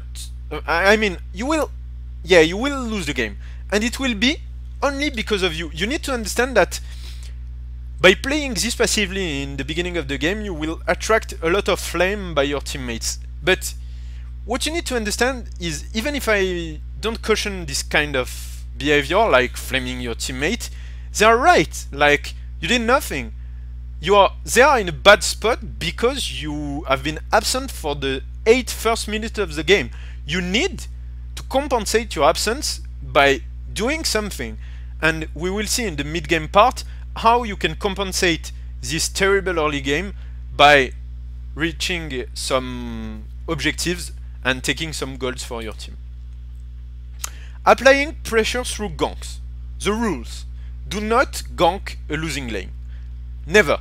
You have less killing potential if you are ganking a losing lane, just because the guy who is already behind will have less level and so less output damage. The fact is, it's always safer to gank a winning lane. It is an extremely important thing, and you will need to be extremely cold-blooded about this. We will go for it in the being cold-blooded part, but the fact is, you don't have to listen to people who are telling you, yo, I'm losing because the opponent jungler has ganked me, it's your fault, like, come, or I'm going to AFK. Okay, ignore. I will go again on the ignore thing, but ignore. You are not ganking a losing lane. Like, it's a lot of time, it's a loss of resources. You are forgetting about this lane and you are focusing on the other one. You want to snowball a lane or two and not the losing one. You can't expect someone who failed and got outplayed not to fail again. And it's not a bad thing because, okay, let's be honest about this. When you are playing a lane 1v1 and the jungler is not ganking, most likely you are going to be outplayed, just because like it's a mini 1v1 game and there is, most of the time there is a winner. Like, it's not a big deal. You can't blame your laner because he failed 1v1. I mean, yes, he is not a good player. You can't define a good player by him losing his lane. But you need to understand that it happens. Like, it just happens. So even though it's not a big deal, since it's your only way to evaluate the skill, I don't like to use this word, but it's kind of the idea, of someone, you don't want to go and help someone who already got outplayed, because you have no insurance that with your help they will be able to snowball after it. And what you want is focus on the lane where you think there will be a snowballing potential. The more one of your teammates get farmed, the less gold value he has. The idea is like, imagine your top lane is getting stomped, not like beaten, not like evilly beaten. like stomped. They have a Riven, they are going, she is going 7-0, your top lane is 0-7. What you need to understand is that the more the guy gets farmed, the less value it gives to the opponent team. So the other big idea is like, if you want to play the hero and go to the hero, to go and help him get a kill, imagine what you will be doing. You will go, the guy will get a kill and be 1-7, he will be still completely out of the game, and he will still be farmed by the opposing team. The only thing you did is you gave the guy some gold he won't be able to use, and you reset his failing streak. So now he is worth 300 gold. No! Let him die. Like, okay, he's out of the game, he's having a terrible game, he's threatening to AFK. Okay, big deal. Okay, okay. Let him die. Like, let him die, forget about it. Being a good teammate is leading your team to victory. You don't care about being nice to people when it impacts your gameplay to the point where you are forced to take the bad decisions. Do not do this. It's extremely important to be a nice guy, but not by making dumb plays. Bot and mid are very rewarding because of the dragon positioning early on. Okay, this is a well-known thing. It's usually better to gank mid and bot early on because you will be able to go with your teammate and take the Drake. Mid is the most rewarding lane because the AP carry is usually the main threat of the opponent team. We will see why just after. And because it's the easiest lane to take kills. Just because bot is way too much warded and because top is way too far from the dragon. Bot is the hardest lane to gank early on because of the EV number of wards you will get there. And you shouldn't be hesitating to ghost in order to take a kill. Like, even if you're not sure to take a kill, I would advise you to go all in and use your ghost if you are attempting one, because you'd rather use it and say, okay, I missed and misevaluated the situation, than, okay, if I ghosted earlier on, I would have reached him with infinite duress and taken a kill. It's usually better to use it since it has a low CD. And finally, always tab to acknowledge the number of wards of each lane, on each lane. This is a huge concept, so I will stay on this one a bit more by focusing on to the most common starting build at the moment when I made the guide. So for the solo lanes, the most common starting builds are 2 wards, 2 green wards, and 9 pots, 1 ward, 4 pots, and 1 red pot, 1 red elixir, 1 ward, 1 pot, and 1 flask, 3 pot and 1 flask, 6 pot, and 1 red elixir. You want to focus heavily onto recognizing the 2 last situations, just because you will know that if they don't back before you reach your level 6, you will be able to get a free kill on these lanes. For the support part, it's trickier. Most of the supports are starting either 5 green and 4 pots. Okay, I didn't make the difference between health pot and mana pot, but it's no big deal. 2 green ward, 2 pinks, 3 pot, 2 green, 1 pink, 2 pots, 1 pendant, 2 green, 1 flask, 2 green, and the 2 pendants.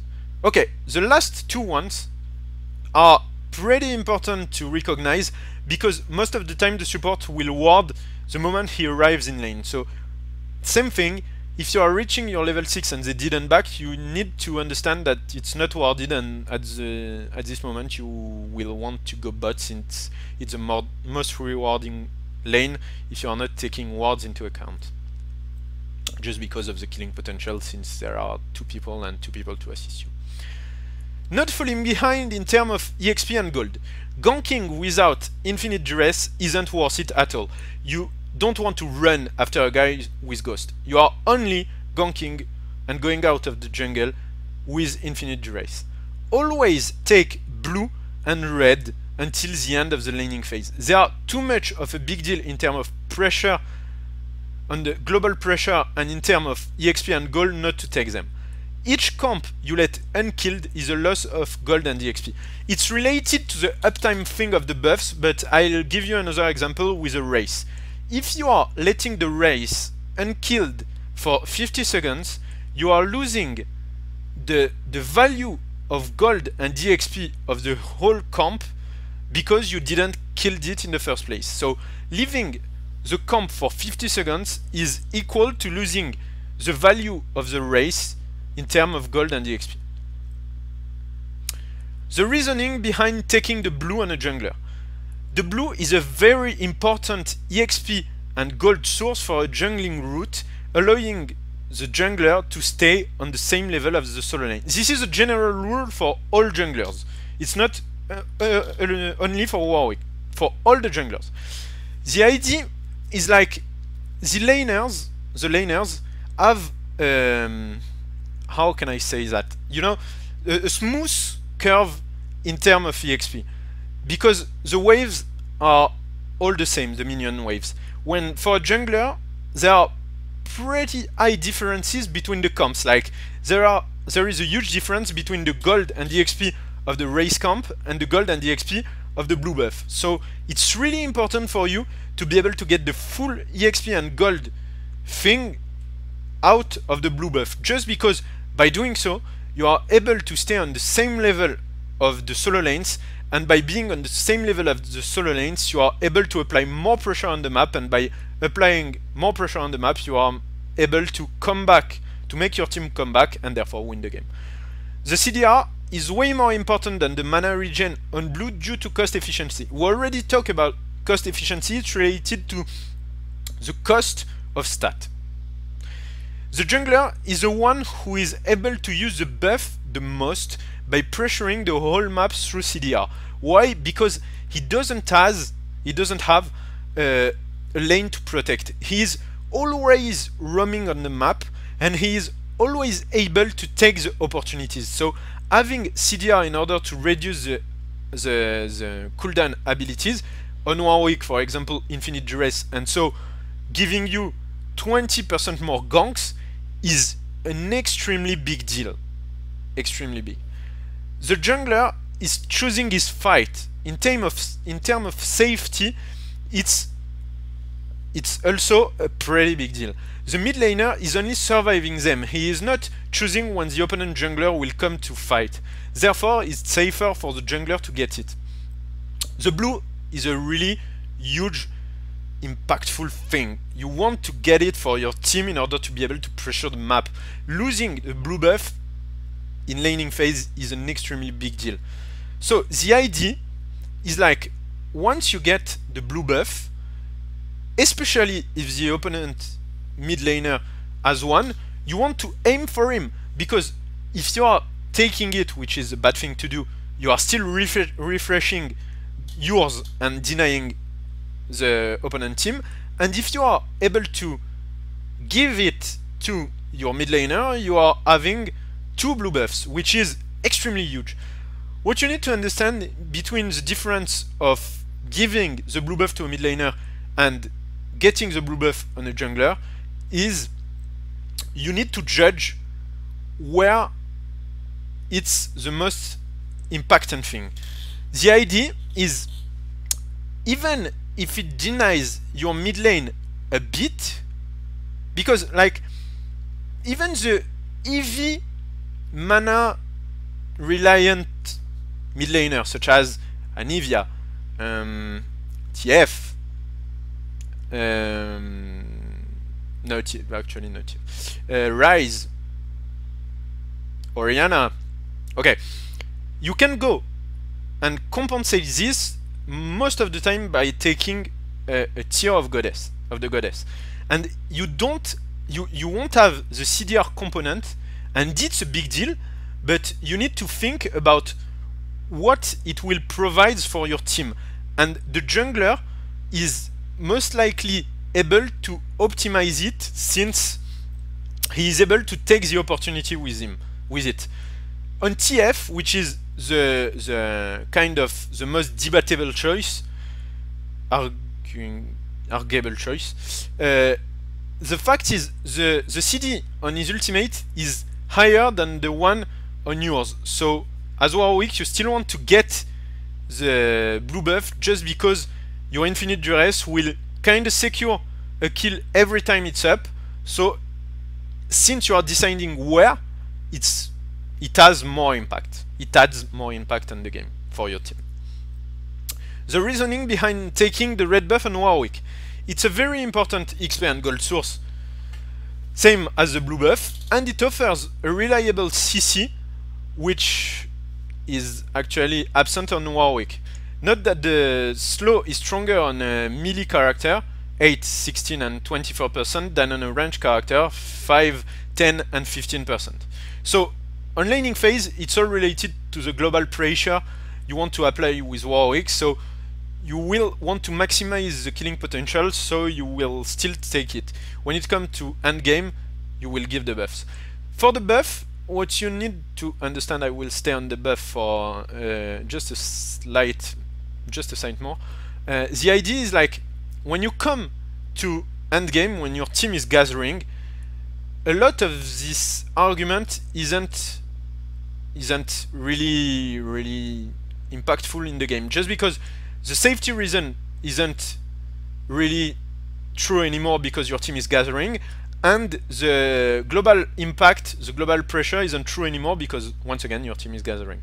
So it's just the buff thing, the buff concept is just for the laning phase. Keeping control of the objectives. The dragon is by far the most important goal of the mid game. Why? Because its value in terms of gold, not EXP, is equal to more than 3 kills. It's an absolute big deal. It is the best way to compensate a bad early game. By taking Drake, you are able to basically negate most of the fail of your team pre-6. This is one of the main reasons explaining why you are always carrying a pink ward after your second back.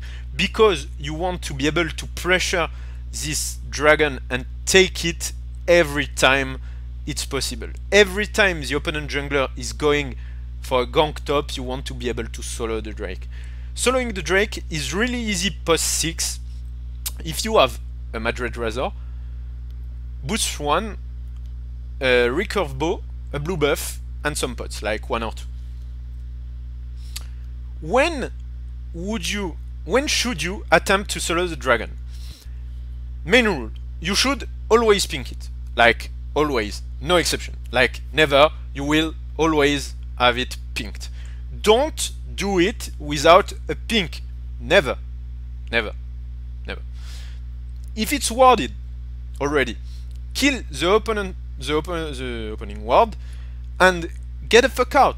Like, if you are killing a ward on dragon with Warwick, we can assume that they will know that something is fishy at this point. Don't stay and start the Drake if you killed a ward 3 seconds before. Seems logic. Your mid needs to be alive and needs to give you the vision of the opponent mid, because you don't want the opponent mid to come and kill you while you are soloing the Drake. Big deal. Same thing for the bot. It needs to be alive and gives you the vision on the opponent bot. You need to be able to estimate approximatively where the opponent jungler is, because once again, you don't want the jungler to come and just outsmite you, or worst, kill you and then take the Drake, finishing it. Do not hesitate to stop if you see that the mid laner or one of the bot laner is missing, because you don't want to give them a free Drake. At this point, after level 6, your team will be behind, and if you are giving a free Drake, you are losing the game. Like, you can't afford to give a free Drake. Do not do it if there is a risk. If you can finish the Drake, like it is at 10%, and the guys are missing and coming on you, do it. Finish the Drake and die. It's worth it. A few more tips concerning the dragon. Where do you want to place the pink ward? You want to place it on the spot which doesn't have a red cross on top of it, just because by placing the ward there, you will be able to clear the wards who have been put in the back of the pit, and it's not the case if you are warding in the middle of the river. The path to dragon, do not go through the bottom tray brush, because it will most of the time be warded, and it will give the opponent team the information of you going this way, and if you are not showing yourself mid, they will know what is happening. The race will be also warded, but not as much as the tray brush. So if you have to make a choice, go through the race instead of the bottom tray brush. Okay, and there goes mid game. We are going through, like, it's okay. If you are still with me, like, we are going through it. We are kind of, I'd say it's been like most of the guide should have been done by now. Like at least a half. Definition of the end game. The end game is defined by the period of time starting after the laning phase when your team starts gathering. What are the goals of the end game? You want to keep control of the dragon and Nashor. You want to get as many towers as possible because they are a reliable source of income for your team and map control. You want to keep pressure on the map by knowing when to split and when to gather, and you want to be able to win team fights. Keeping control of the dragon. Do not forget about the dragon. Even if it's late in the game, you want to keep tracking it, tracking the respawn, and to still solo it if you are able to do so. Try to pink it before it respawns. Like, you want to throw your pink ward 1 or 2 minutes before the respawn, because you don't want the opponent team to see you going for it, because most of the time, if there is no vision, they will take some time in order to make the call to defend it. So you will gain some time through this just by pinking it before the respawn. It is still a huge source of gold and can take you can take alone for your team. 1k gold, global gold, is a pretty big deal, and if you can take it alone in 15 seconds, there is absolutely no reason to not to do so. Do not fight for it if your team is behind. You don't want to risk a full team fight just for 1000 gold. It is a big deal, but not that much. And once again, do not take a fight if you are outnumbered. Now sure, okay, this is my favorite part by far, because you and me, most likely me, but I think all of us, lost a lot of games just by making the bad call on Nashor. Okay, it took me forever to figure out what are the main rules on doing Nashor or not, and it's a mega big deal. You want to be able to make the right calls in your game with Nashor, because you will avoid so much throws, like it's hard for me to describe. Okay, do not go for Nashor if, first rule, Nashor should always be warded and preferably pinked, because since the apparition of Blade of the Rune King, a lot of people understood that it's fairly easy to go for Nashor even with 3 people, and even relatively early in the game, like 20 or 25 minutes in. Do not go for Nashor if your team is composed by great pushers, like if you have double AD, 1 AD top, 1 AD bot, or if your AP is range. This is a big deal because if your AP is melee, he will take some damages when pushing the tower by attacking it, and it will open himself to hard engages or wave clearing. So you really want to push if you have double AD or an AD and a ranged AP. Why don't you want to go for Nashor if you have great pusher? Because it's way less, like you are taking way less risk by going for the pushing action rather than going for Nashor. Do not go for Nashor if your team is ahead and the opponent jungler is alive. Like, you don't want to risk the fact that the opponent jungler can just walk by, smite, or going flash in, smite Nashor, and just make you lose because you couldn't outsmite him. And I want to make a strong point here. Stop. Okay, the strong point. Stop considering that a jungler is unskilled because he missed smite. Okay, Nashor is losing around 300 to 400 HP a second with a full team on it. How can you expect someone to smite perfectly on a 30 or 40 damages range? Like, it's a millisecond timing thing. It's not a skill-based skill. Smite is not a skill-based thing, it's a luck-based thing. Do not shout out your jungler to evacuate your frustration because you let the opponent jungler come in the pit in the first place. Like, you shouldn't have been in a situation where the opponent jungler could have outsmite your team in the first place. Do not blame people because they didn't react on a millisecond range of time. Like, it's stupid. Like, it's objectively stupid. Do not go for Nashor if your team is ahead and you don't have at least 2 more people alive. You want to be able to turn every time someone is coming for you. If you are 5 and they are 3, if they come, kill them. If the 2 respawning guys come, turn, kill them. Repeat this until you are taking 12, 15, 20, 70 kills. You are staying. You are not staying and focusing on Nashor, you are always turning and killing the people who are coming to try and steal it. You are turning. Do not stay on it. Do not go for Nashor if you don't have a pink or an oracles. It's really important. You don't want to give the vision on it because it's too much of a big deal.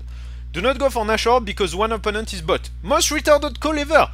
It's obvious that the guy who is actually bot will have the time to go for Nashor, even if he is the slowest character in the game, before the team fight ends, and it will just kill everyone if you are still alive. Just don't go for Nashor because you saw one guy on the bottom lane and there are 5 alive in the opponent team. That's not a good call at all. Do not go for Nashor if your main damage dealer are dead. Why? Because Riot invented such a good boots upgrade in Season 3, Home Guards. You don't want to spend a full minute on Nashor and let the opponent team buy a full Home Guard team and just run for you, kill you and take Nashor. Like, no, do not go for Nashor if your main damage dealers, your carries, are dead.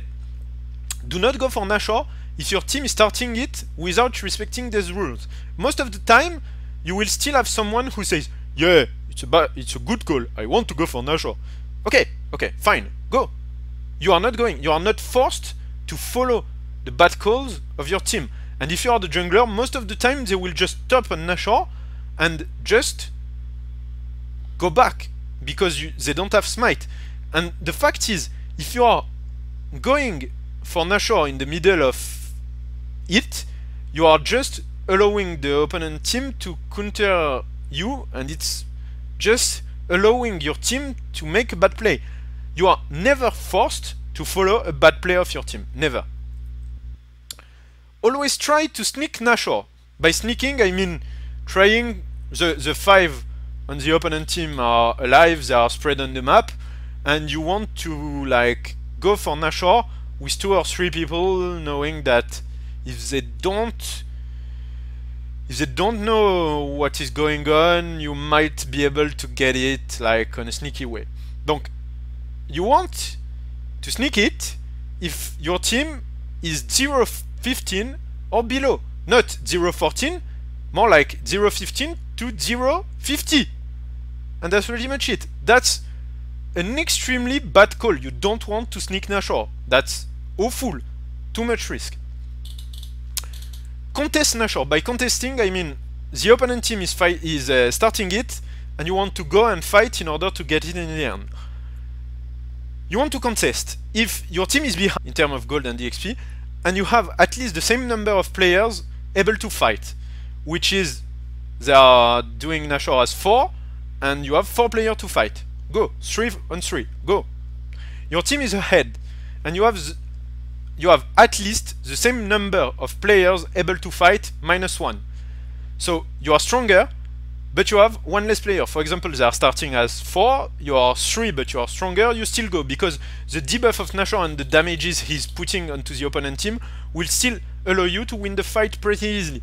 If you have a great poking composition, such as AP Nidalee, Lux, or Jace, you want to contest it because you will be able to put a shitload of damages onto them because they are all stuck in the pit. Same reasoning with strong AoE CC. If you have Amumu, Kennen, and Morgana, just go in. Go in, because the fact that they are in a pretty bad position with Nashor on them is a very, very good timing for you to win a team fight and come back in the game. Stop doing Nashor and fight if they come and Nashor is above 20%. We already spoke about it. If you are sure that you can finish it because he is like fairly low and you are they don't have smite and you can finish it, just finish it. But if they come and Nashor is above 20%, just turn and kill them. Try to steal Nashor alone. If. Never. Never. Never.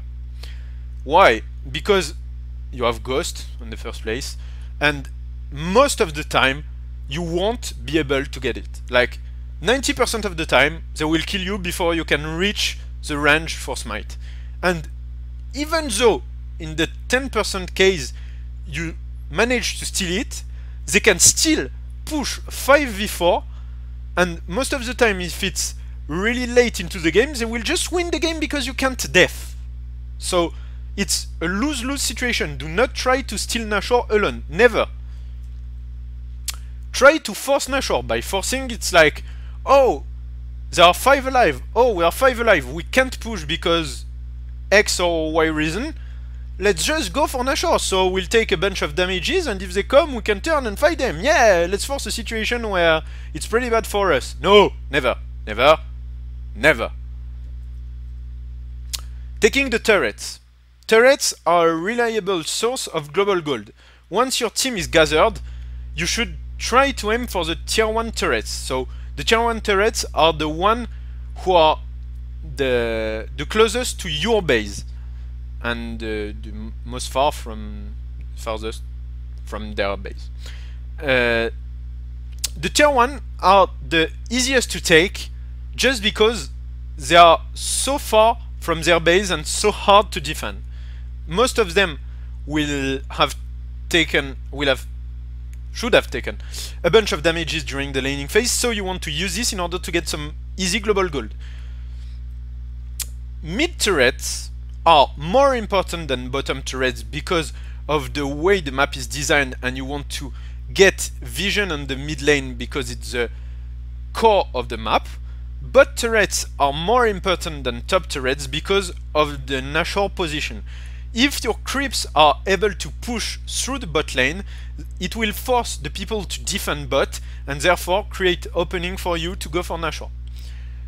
Endgame wise, tier 1 turrets are less valuable than a dragon, and tier 2 and 3 are more valuable than a drake.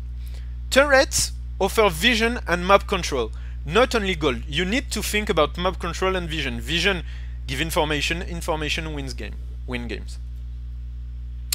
How to siege as Warwick. What is sieging? Sieging is basically pushing with the same number of players as the defender, just trying to damage the tower while the opponent team is defending it.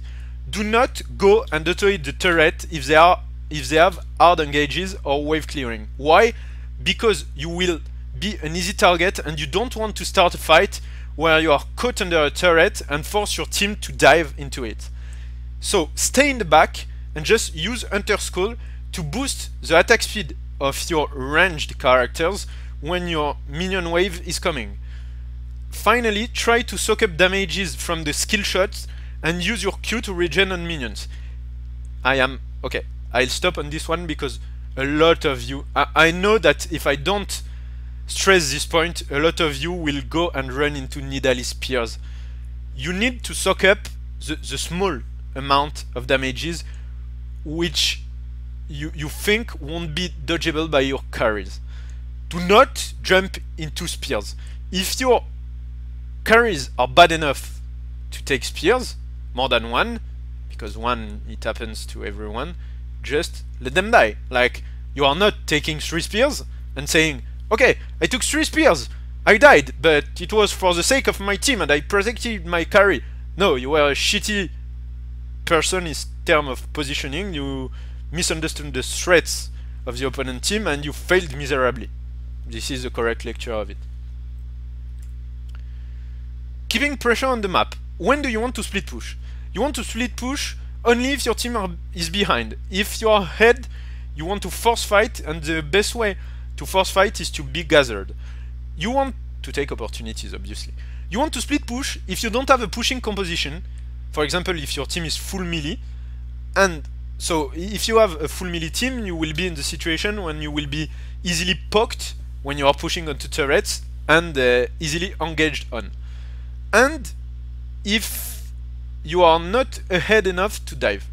Okay, once again, it's getting dark, so I will just turn the light on 1 second.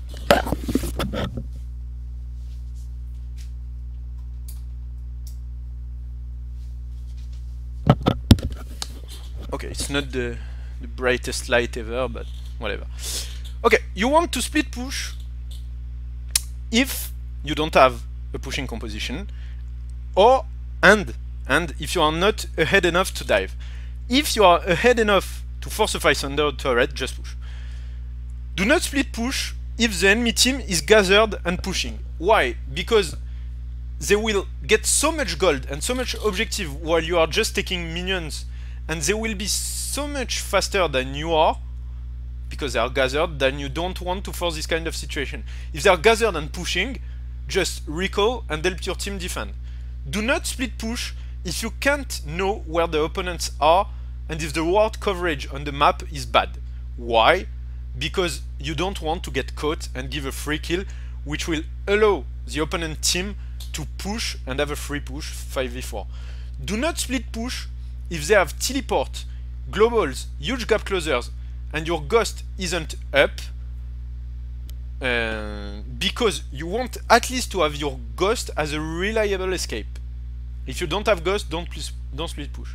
Do not split push if you are very far behind, because you want to have the ability to 1v1 at least some guys in the opponent team. If any character in their team is able to defend on your push, it's pretty bad because they will do so and you will just lose time by going onto a lane. Keeping pressure onto the map. Why do you want to split push? You want to split push to get a massive amount of gold and EXP, but by clearing obviously the waves, but also to drop pressure onto you.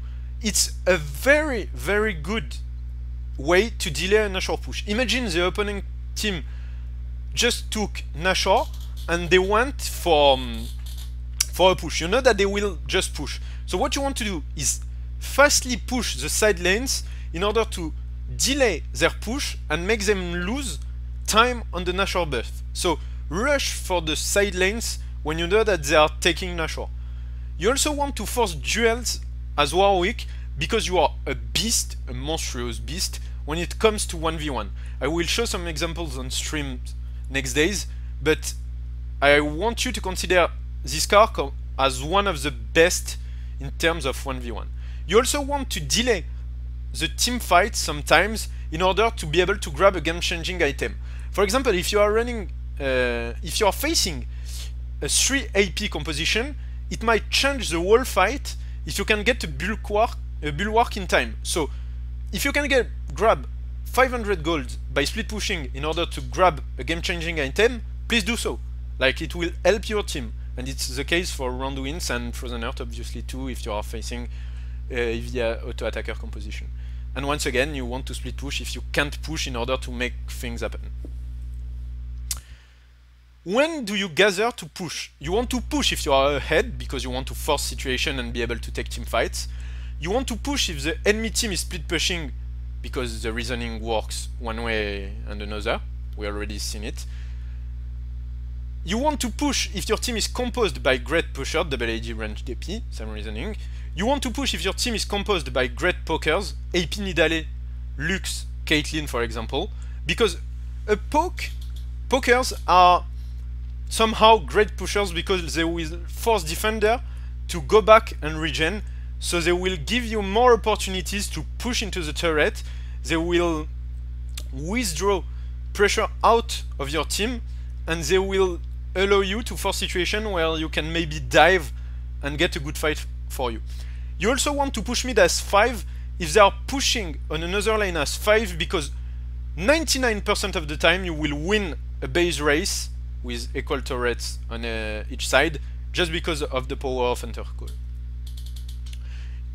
Pushing back lanes. Pushing back lanes is like clearing a big wave who is pushing into your turret. When do you want to go and clear these lanes? You want to go and push back lanes when you are waiting for your teammates to gather. For example, they are backing to buy an item. You don't want to stay in the middle doing nothing. You want to grab some gold in the meantime. So the best way to do so is to push back lanes, or maybe pressure an objective. Do not go for the back lanes for pushing back the lanes if the opponent team is pushing and gathered. Therefore, the idea is that you don't want to let your team alone if the opponent team is gathered. Even if you are losing a turret in another lane, you don't want to go and clear, because they will be able to engage 5v4 and they will take the turret in the process. So you are losing a turret and your team compared to losing a turret alone, and the turret behind it will be able to just push back the lane. Okay, team fighting as Warwick now. Frontline versus backline. It's an important, a very core concept of the game, and it's for a lot of characters. It's not Warwick related, it's more game related. A frontline is composed by the character who will rush into the team fight to go for the carries. A backline, so most likely the tanks. A backline is generally composed by the ranged carries and the ranged supports who will try to kite the opposing frontline and kill it in the process.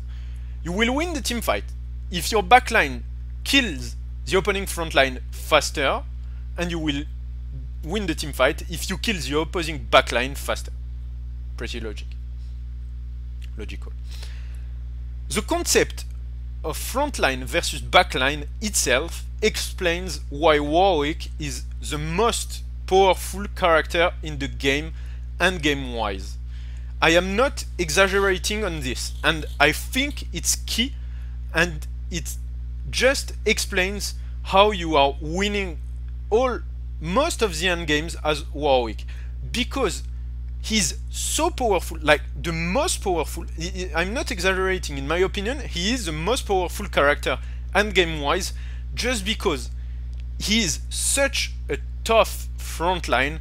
He brings so much tankiness alone, and he still buffs his backline like madness. Like, his strength relies in the concept of frontline versus backline, because he's godlike at both of them.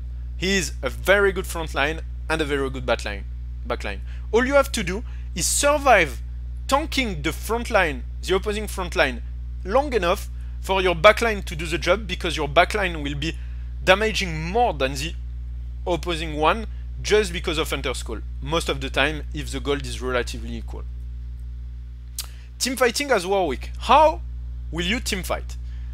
The main idea is to jump with infinite duress for the highest source of damage in the opposing team. Once it's dead, go for the second one.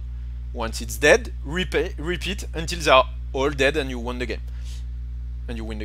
Keep running for your primary target while regenerating on the closest target. You want to aim for the carry, but if you are not in range for Hungering Strike, you want to Hungering Strike the closest target and still run for the carry. You don't want to stop and auto-attack a random target. You want to run for the carry, the one you chose, and Hungering Strike onto the closest target. Do not peel. Your role as Warwick is to be extremely annoying and problematic for the opposing backline with, in the meantime, providing this buff to your backline. Be sure to stay in range to apply Hunter's Call on your AD carry. And don't forget to pop Ghost, because Ghost is not only about reaching a target in order to kill her, but most likely is made to improve your mobility through the teamfight, and it's really important in order to be able to reach your target. Matchups. Okay, matchups and final parts of the in-game theory. We are reaching the end of the guide. I am giving notes for you to get the ID. I will take the 5 roles to apply in mid lane, AD carry, support and junglers, and will rate the 5 most played character at the moment when I wrote this guide by giving them notes on early, mid and end game. These notes are made to reflect their power compared to Warwick.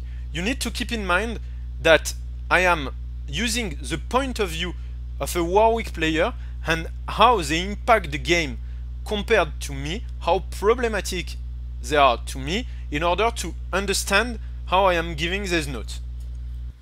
So for example, Warwick, his early game through 1 to 6 is terrible, like he does nothing. Mid game, 6 out of 10, not higher, because even if you have Hunter's Call, you don't have that much damages, you are not that much tanky because you went for Wit's End, and you don't have that much output damage either. You are good because you can pull decent gank, but in terms of team fighting, you are not that amazing in mid game and end game, so 10 out of 10 considering he's a beast. Let's go for the jungler. Jarvan 4. Jarvan 4, 5 early on because the ganks are okay but not that amazing. In mid game he is falling pretty behind because it doesn't bring that much compared to what you are bringing in terms of tankiness and utility through the buffs, and end game he is overshadowed by Warwick in every aspect. Nasus is extremely strong. In terms of early game, the characters who will get a very high mark are the characters who are very problematic. The one who can snowball the game before you reach level 6 are really high threat. And the one who can impact your backline mid and end game wise are also very problematic, just because you are kinda reliant on your backline in order to optimize your Hunter's Call. So I gave a 9 out of 10 to Nasus early on just because of the amazing wither he has, his W, and the ganks he can pull with it. In mid game, not that he also has a very strong armor debuff even on level 1, so it's really a good ganker early on. Mid game I gave 6 out of 10 because he doesn't scale that much, and your AD carry doesn't scale that much through mid game, so wither isn't that much of a big deal in mid game because your AP carry is still the main damage source. But when it comes to end game, where your AD is like really important and can be shut down by wither, it puts the mark at an honorable 8 out of 10. Volibear, 9 out of 10 in early because of the amazing gank he can pull. In mid game he is also way stronger than you are because of the tankiness he has and the amazing damages with his ultimate, not to mention the fact, the ultimate and the W, not to mention the fact that he is stronger than you 1v1, and he is one of the only after your level 6. Endgame wise, he tends to fall a bit just because the damages he is putting doesn't scale that much. Ekarim, I gave him 7 early on because the ganks are really strong. Mid game 7 because he is still able to soak up a lot of damages while doing a bunch. And then game, I feel like he doesn't bring that much compared to what you are bringing, and you have a lot of answer in order to shut him down if he is like making a mess in the fight, especially around the wins your ultimate. Vi, early on she's really strong in terms of ganks. Mid game she's a terror. Like she has pretty much everything in mid game. She has a really good tankiness, an extremely high output damages, and a very huge engage. So she can pull really good ganks and turn team fights. She's really strong and can melt you down. Endgame just 7 because she doesn't bring anything to her team except for the engage and like her spells and her stats. I mean, there isn't a buff such as Underscore. Top laners, Zed, 9 early on because he is winning his lane most of the time. 6 in mid game because he doesn't have that much AD and like can still be handled by the supports when he is rushing into the AD carry. And then game 9 because no matter what he will go for your AD carry and kill it. Like, you have no answer to this. Like, no answer. Renekton, early on 8 because he's such a beast in terms of early. In mid game he is doing so much with just a Sunfire and his ultimate and all of his spell, not to mention the fact that he can like shut down a lot of armor with his E when it's used with rage. And then game wise he tends to fall off because he is doing pretty much the same thing as you do, like being a good frontline, a tough frontline, providing a backline buff with shred armor, but it's pretty much you less effective. Akali, too early on because she's pretty bad pre-6. 10 in mid game because okay, when she reaches her ultimate, she's like pretty sure to win her lane and pretty sure that she will be able to roam and create some problems. Like on top of winning her lane, she will be able to create some additional problems and it will be hard to handle her. In endgame, you have a solution. You have the pink ward plus ultimate solution, which will be enough most of the time to shut her down.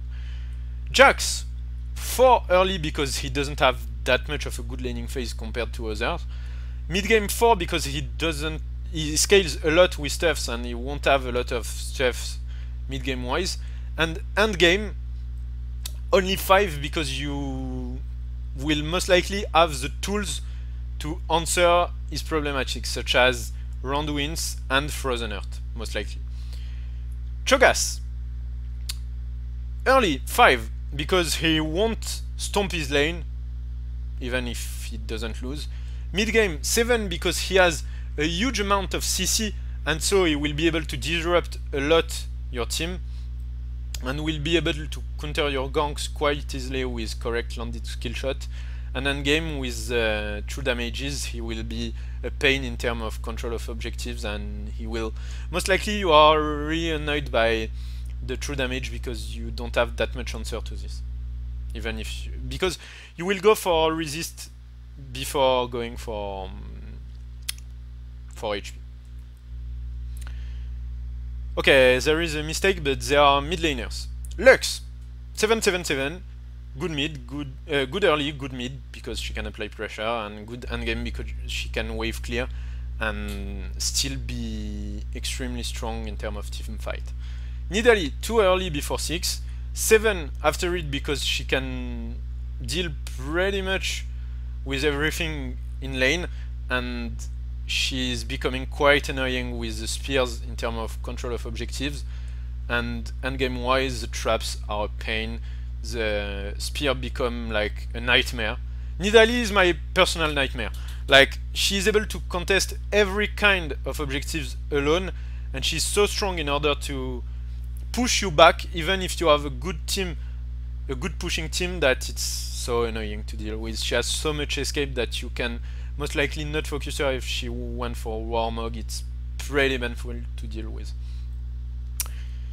TF, early on 7 because he's pretty good in lane, mid game 10 because he will be able to negate most of your ganks, and this is a pain. You don't want to give your double buff right away, so you need to be extremely careful about how TF can turn ganks. It's really annoying to deal with.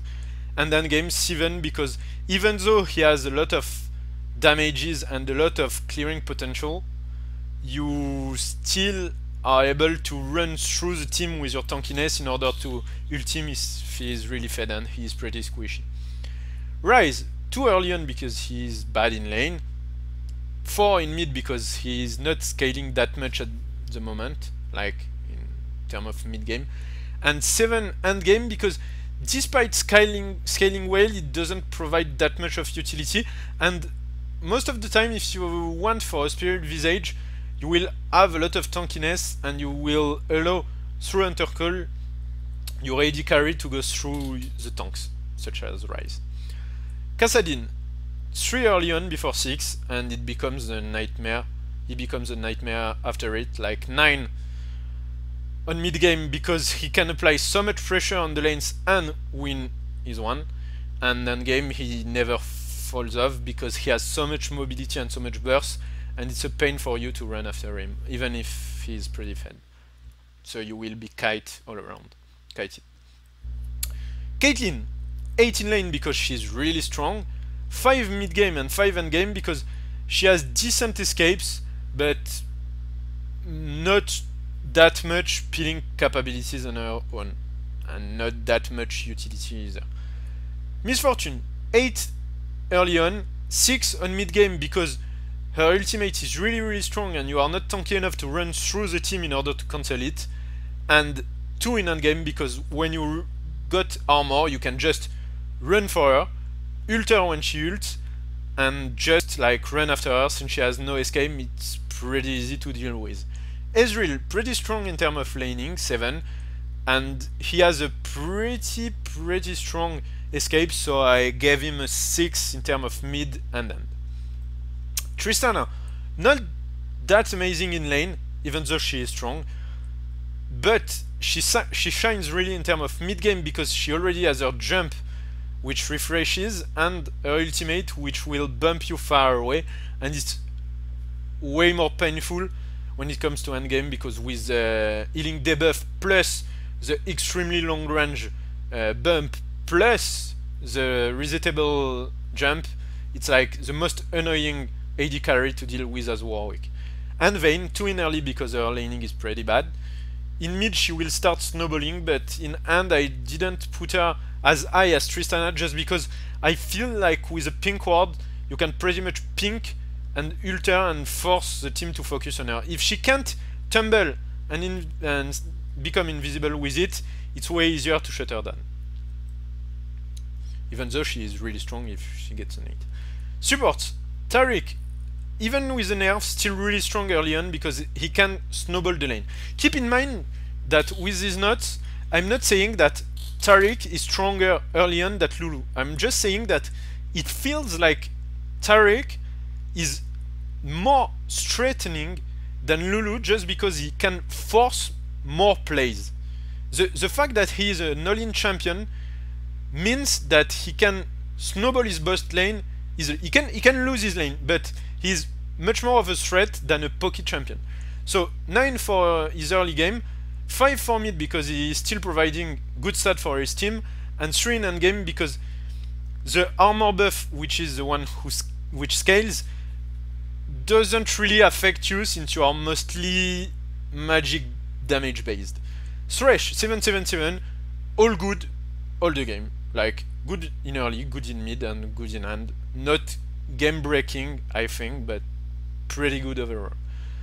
Leona, 8 early on and 5 mid and end because she's a really aggressive support early on with a lot of damages, and she still has a lot of CC to peel for her carry late wise, but you need to keep in mind that the CC are still like really AoE based, so not really targeting on you, and they are pretty hard to land, and the duration of them isn't that great. Lulu, 6 in early for the laning part, 9 in mid game because of the polymorph plus the ultimate plus every skill she has is amazing. Like to peel, the shield, the slow, the ultimate, and the which one I am, the shield, the polymorph, the slow, and the ultimate, okay, are all amazing to shut you down. And she has 2 abilities in order to cancel your ultimate, which is really annoying to deal with, and only 8 in endgame because she doesn't scale that much since she is not played AP. Blitzcrank, 10 early on because he is the one who can provide the most threatening invades early on, and you are weak facing the invades. 8 in mid because he is still a pain when he is roaming on the map, and he still has a better engage than you do. And only 4 late Y because you can rush in and ultimate because you are tanky enough and you don't have to care about Blitzcrank anymore. If you are playing properly, I mean if you are trying to engage before he does. Okay, we went through the 2 big parts. I will just give general tips for you as a player now and we'll be done. So you went, for those who are still there, you went for through the pretty much the whole thing. This is just the cherry on top of the cake. Champion select, the tips. Always call your role in a nice way. Not because you are a nice guy, not because it's cool to be nice. Okay, I think it's cool to be nice, but a lot of people just think it's gay. Not there is something wrong being gay, but like, okay, you get the idea. If you are not a nice guy, still ask in a nice way, just because when you are asking in a nice way, you will most likely get your role. Also, don't forget to announce that you will be taking the blues early on, because you don't want your mid to go emo mode and just AFK after you take the second one. You can also use this time to suggest bans if you feel like it, and I'll give you an example which is my personal quote. Hi guys, I'm preferably jungle. I suggest banning Vi and Volibear. I suggest not picking a heavy blue reliant mid laner since I'll be taking the buffs till the end of the laning phase. I can't ADC because I'm like fucking awful at it. Always check your runes and masteries before the game starts. I know it's a pretty common tips. I'm not doing it, like I forgot most of the time, but like it's really important. It's like you are taking so much free losses because of that it's annoying to deal with. Be prepared to adapt to the team picks. Okay, I saw a lot of discussion, especially on Reddit, about pick order versus call order. The pick order should always prevail. Don't go for I was last pick, but I asked nicely. I was sure I could carry with Warwick. They didn't let me the jungle, so I went emo mode and I picked Warwick even though. No! Like, don't be a trash. Respect the pick order and like just adapt to your team. If I am last pick and AD is the only thing open, I will play AD. Like, my team knows that I'm trash at it because I said so they won't be expecting something amazing from me. But don't ruin the game because you are sad you didn't get your role. Like, no. The communication. Okay, this one is funny. Might be my favorite. In-game communication, the tips. The chat is 100% useless. Not 99%, 100%. The only purpose of the chat is to joke with your teammates. All the information you will get in the chat most of the time will be flame, and flame. Like, you know it, I know it, the chat is useless. You can play the game effectively being in ignore all. You should really, caps lock, press the ignore button when someone starts being toxic if you are not already in ignore all. Why? Because you can't chain games with people having a bad attitude towards you without being unaffected by it to some extent. The idea is like, if you are planning to do a series of games, you can't stay focused if everyone is trashing you the whole duration of the game. Spare yourself and ignore people. Press the button. I assure you that it's one of the most useful tips I can give you. Just ignore people. I'm not telling you to not communicate, I'm telling you to ignore them in order not to see their messages. You can have a really good communication with pings while being in ignore all. you can fully communicate with pings, especially with the new pings, while being in ignore all. You can communicate through all the game and make the correct calls. You can use your chat in order to write the timers and the calls without being arguing with people or without reading their flame. Like, you can stay focused, not to mention the fact that when you are reading the chat, you are losing some focus. So it's pretty bad to have the chat turned on, actually. Do not let people annoy you. It's related to all this, but you should always try to avoid being angry, because it will always make you play worse. Do never, ever, ever, ever comment on someone's action. Okay, stop this. Like, if someone is failing, like if he got killed because he failed flash, or if he took a red card as TF, don't you think the guy is knowing it? Like, do you think he needs you to tell him that he failed? I mean, do you think it's constructive in any way to remind people that they failed? No, this is the best way to turn down people and to make them stubborn for the rest of the game. Do not do this. You are only using the chat to compliment people, saying GJ, writing timers, and leading the game by using the chat. That's all. That's the only purpose of the chat. Leading the game. You should ping as much as possible for the ganks, for the enemy missing, even though they are not on your lane, obviously, and for the objectives. The more you are communicating, the higher chance of win you have. Ping as much as possible, since it's the easiest way to communicate in this game. You are able to make the good decisions by applying what you learned today. Use it to coordinate your team. If someone is making a bad call, you are not forced to follow. Do not argue though. Like, if you don't want to follow, just say, I think it's a bad idea, and don't go. You are not going like, oh, this is bad, you're stupid, like, what are you doing this? You are losing the game on purpose, I'm going to report you, I report you, I report you. Okay, no. No. Don't do this. Like, do not argue, just say, I don't think it's a good idea, and keep playing your game by going where you should be going.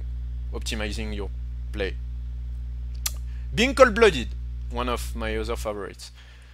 If your teammate made a mistake and you are not 100%, not 99, 100% sure you can save him without dying, important part, without dying, let him die, no exception. You should never sacrifice yourself for someone, because you won't be sure to escape, and even though you will die, like, it's pretty bad.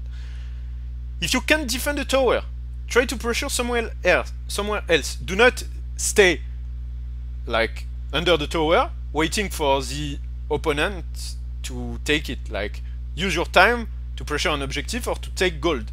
Like, the tower won't use you if you're just standing under it.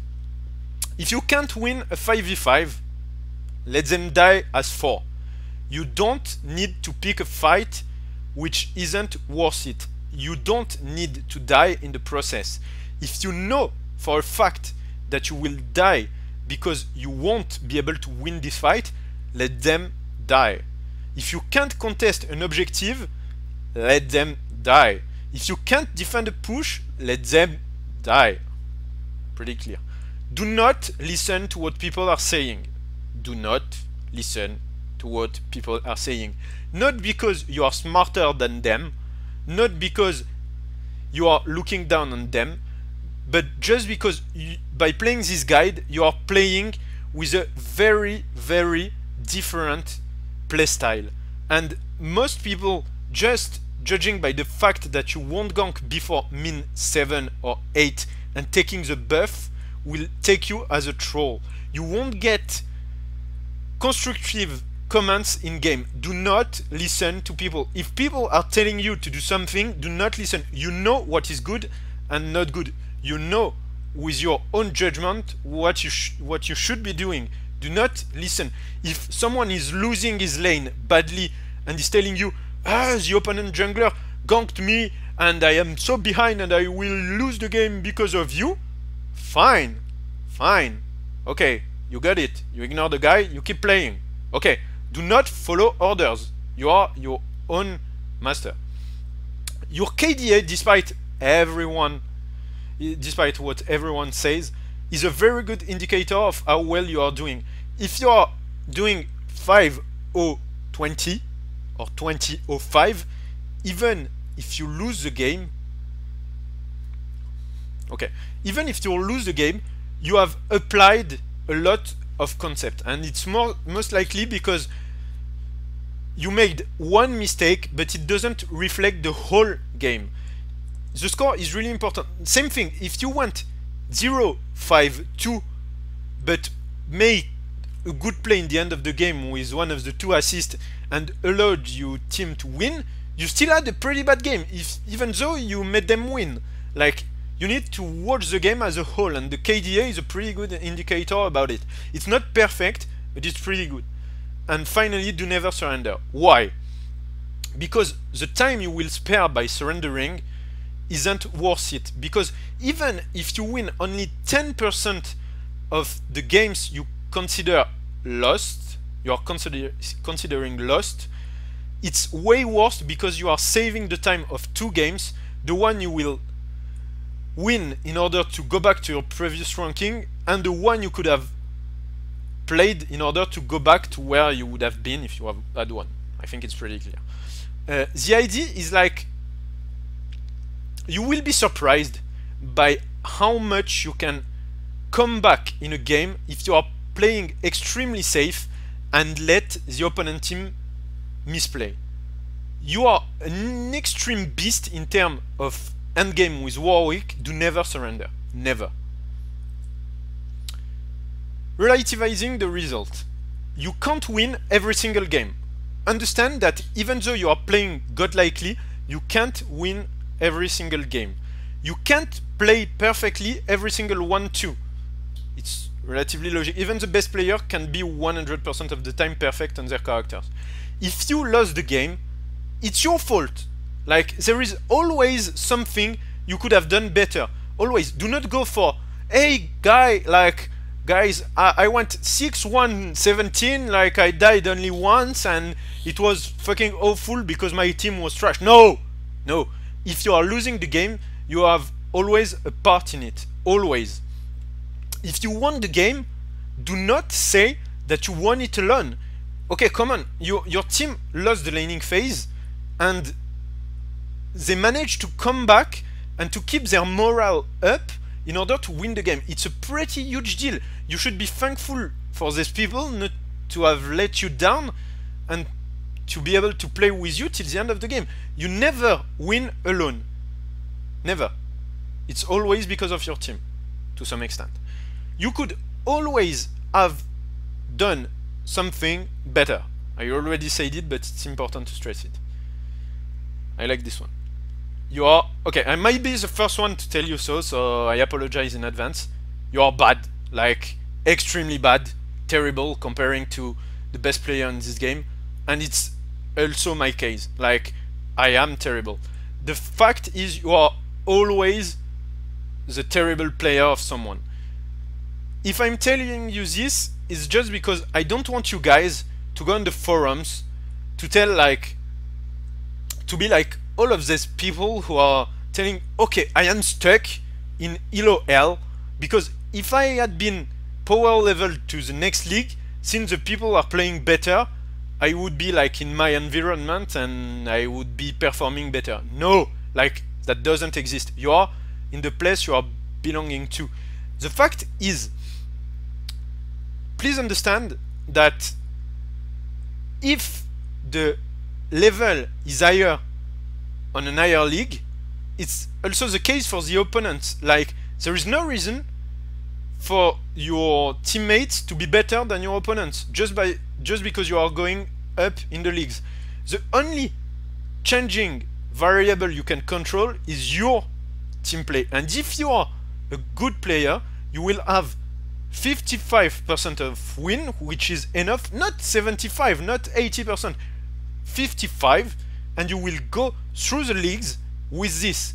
There is no reason to believe that you are stuck. If you are playing correctly, you will have to play a lot of games, but you will have this slight amount of win on top of the losses, and you will go, like, it will take time, like, it will take time, always, and you will need to try hard in order to reach the higher leagues, but it's doable by everyone. You don't need to be power level, you will become better and you will manage to go higher.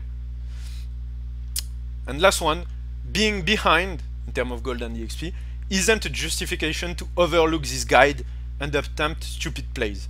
Like, do not go, yeah, we were 0-10, so I tried to solo Nashor. Like, no, there is always, it's always better to wait for the opposing team to throw the game instead of waiting for a majestic play where you would be the hero of the day. No, like, play smart, and you can't win every game, but if you can come back from some, it's by playing smart and not by attempting crazy plays.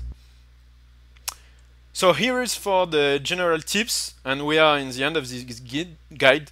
So here is a quick summary. Warwick is viable. In order to do so, to make him viable, rush your level 6, gank every time your ultimate is up, do not gank a losing lane, Hunter Skull is by far the best spell in the game, go for the main damage source in team fights, always think about your itemization compared to what the like judging by the opposing composition, analyze the threat, solo the Drake as much as possible, do not go for Nashor most of the time, be a nice guy, it helps, use the inward button, press it, ping a lot, lead your team, be always the one to lead it, and never surrender. And by doing so, congratulations, you should be playing a diamond level Warwick player, and I'm not exaggerating on this one.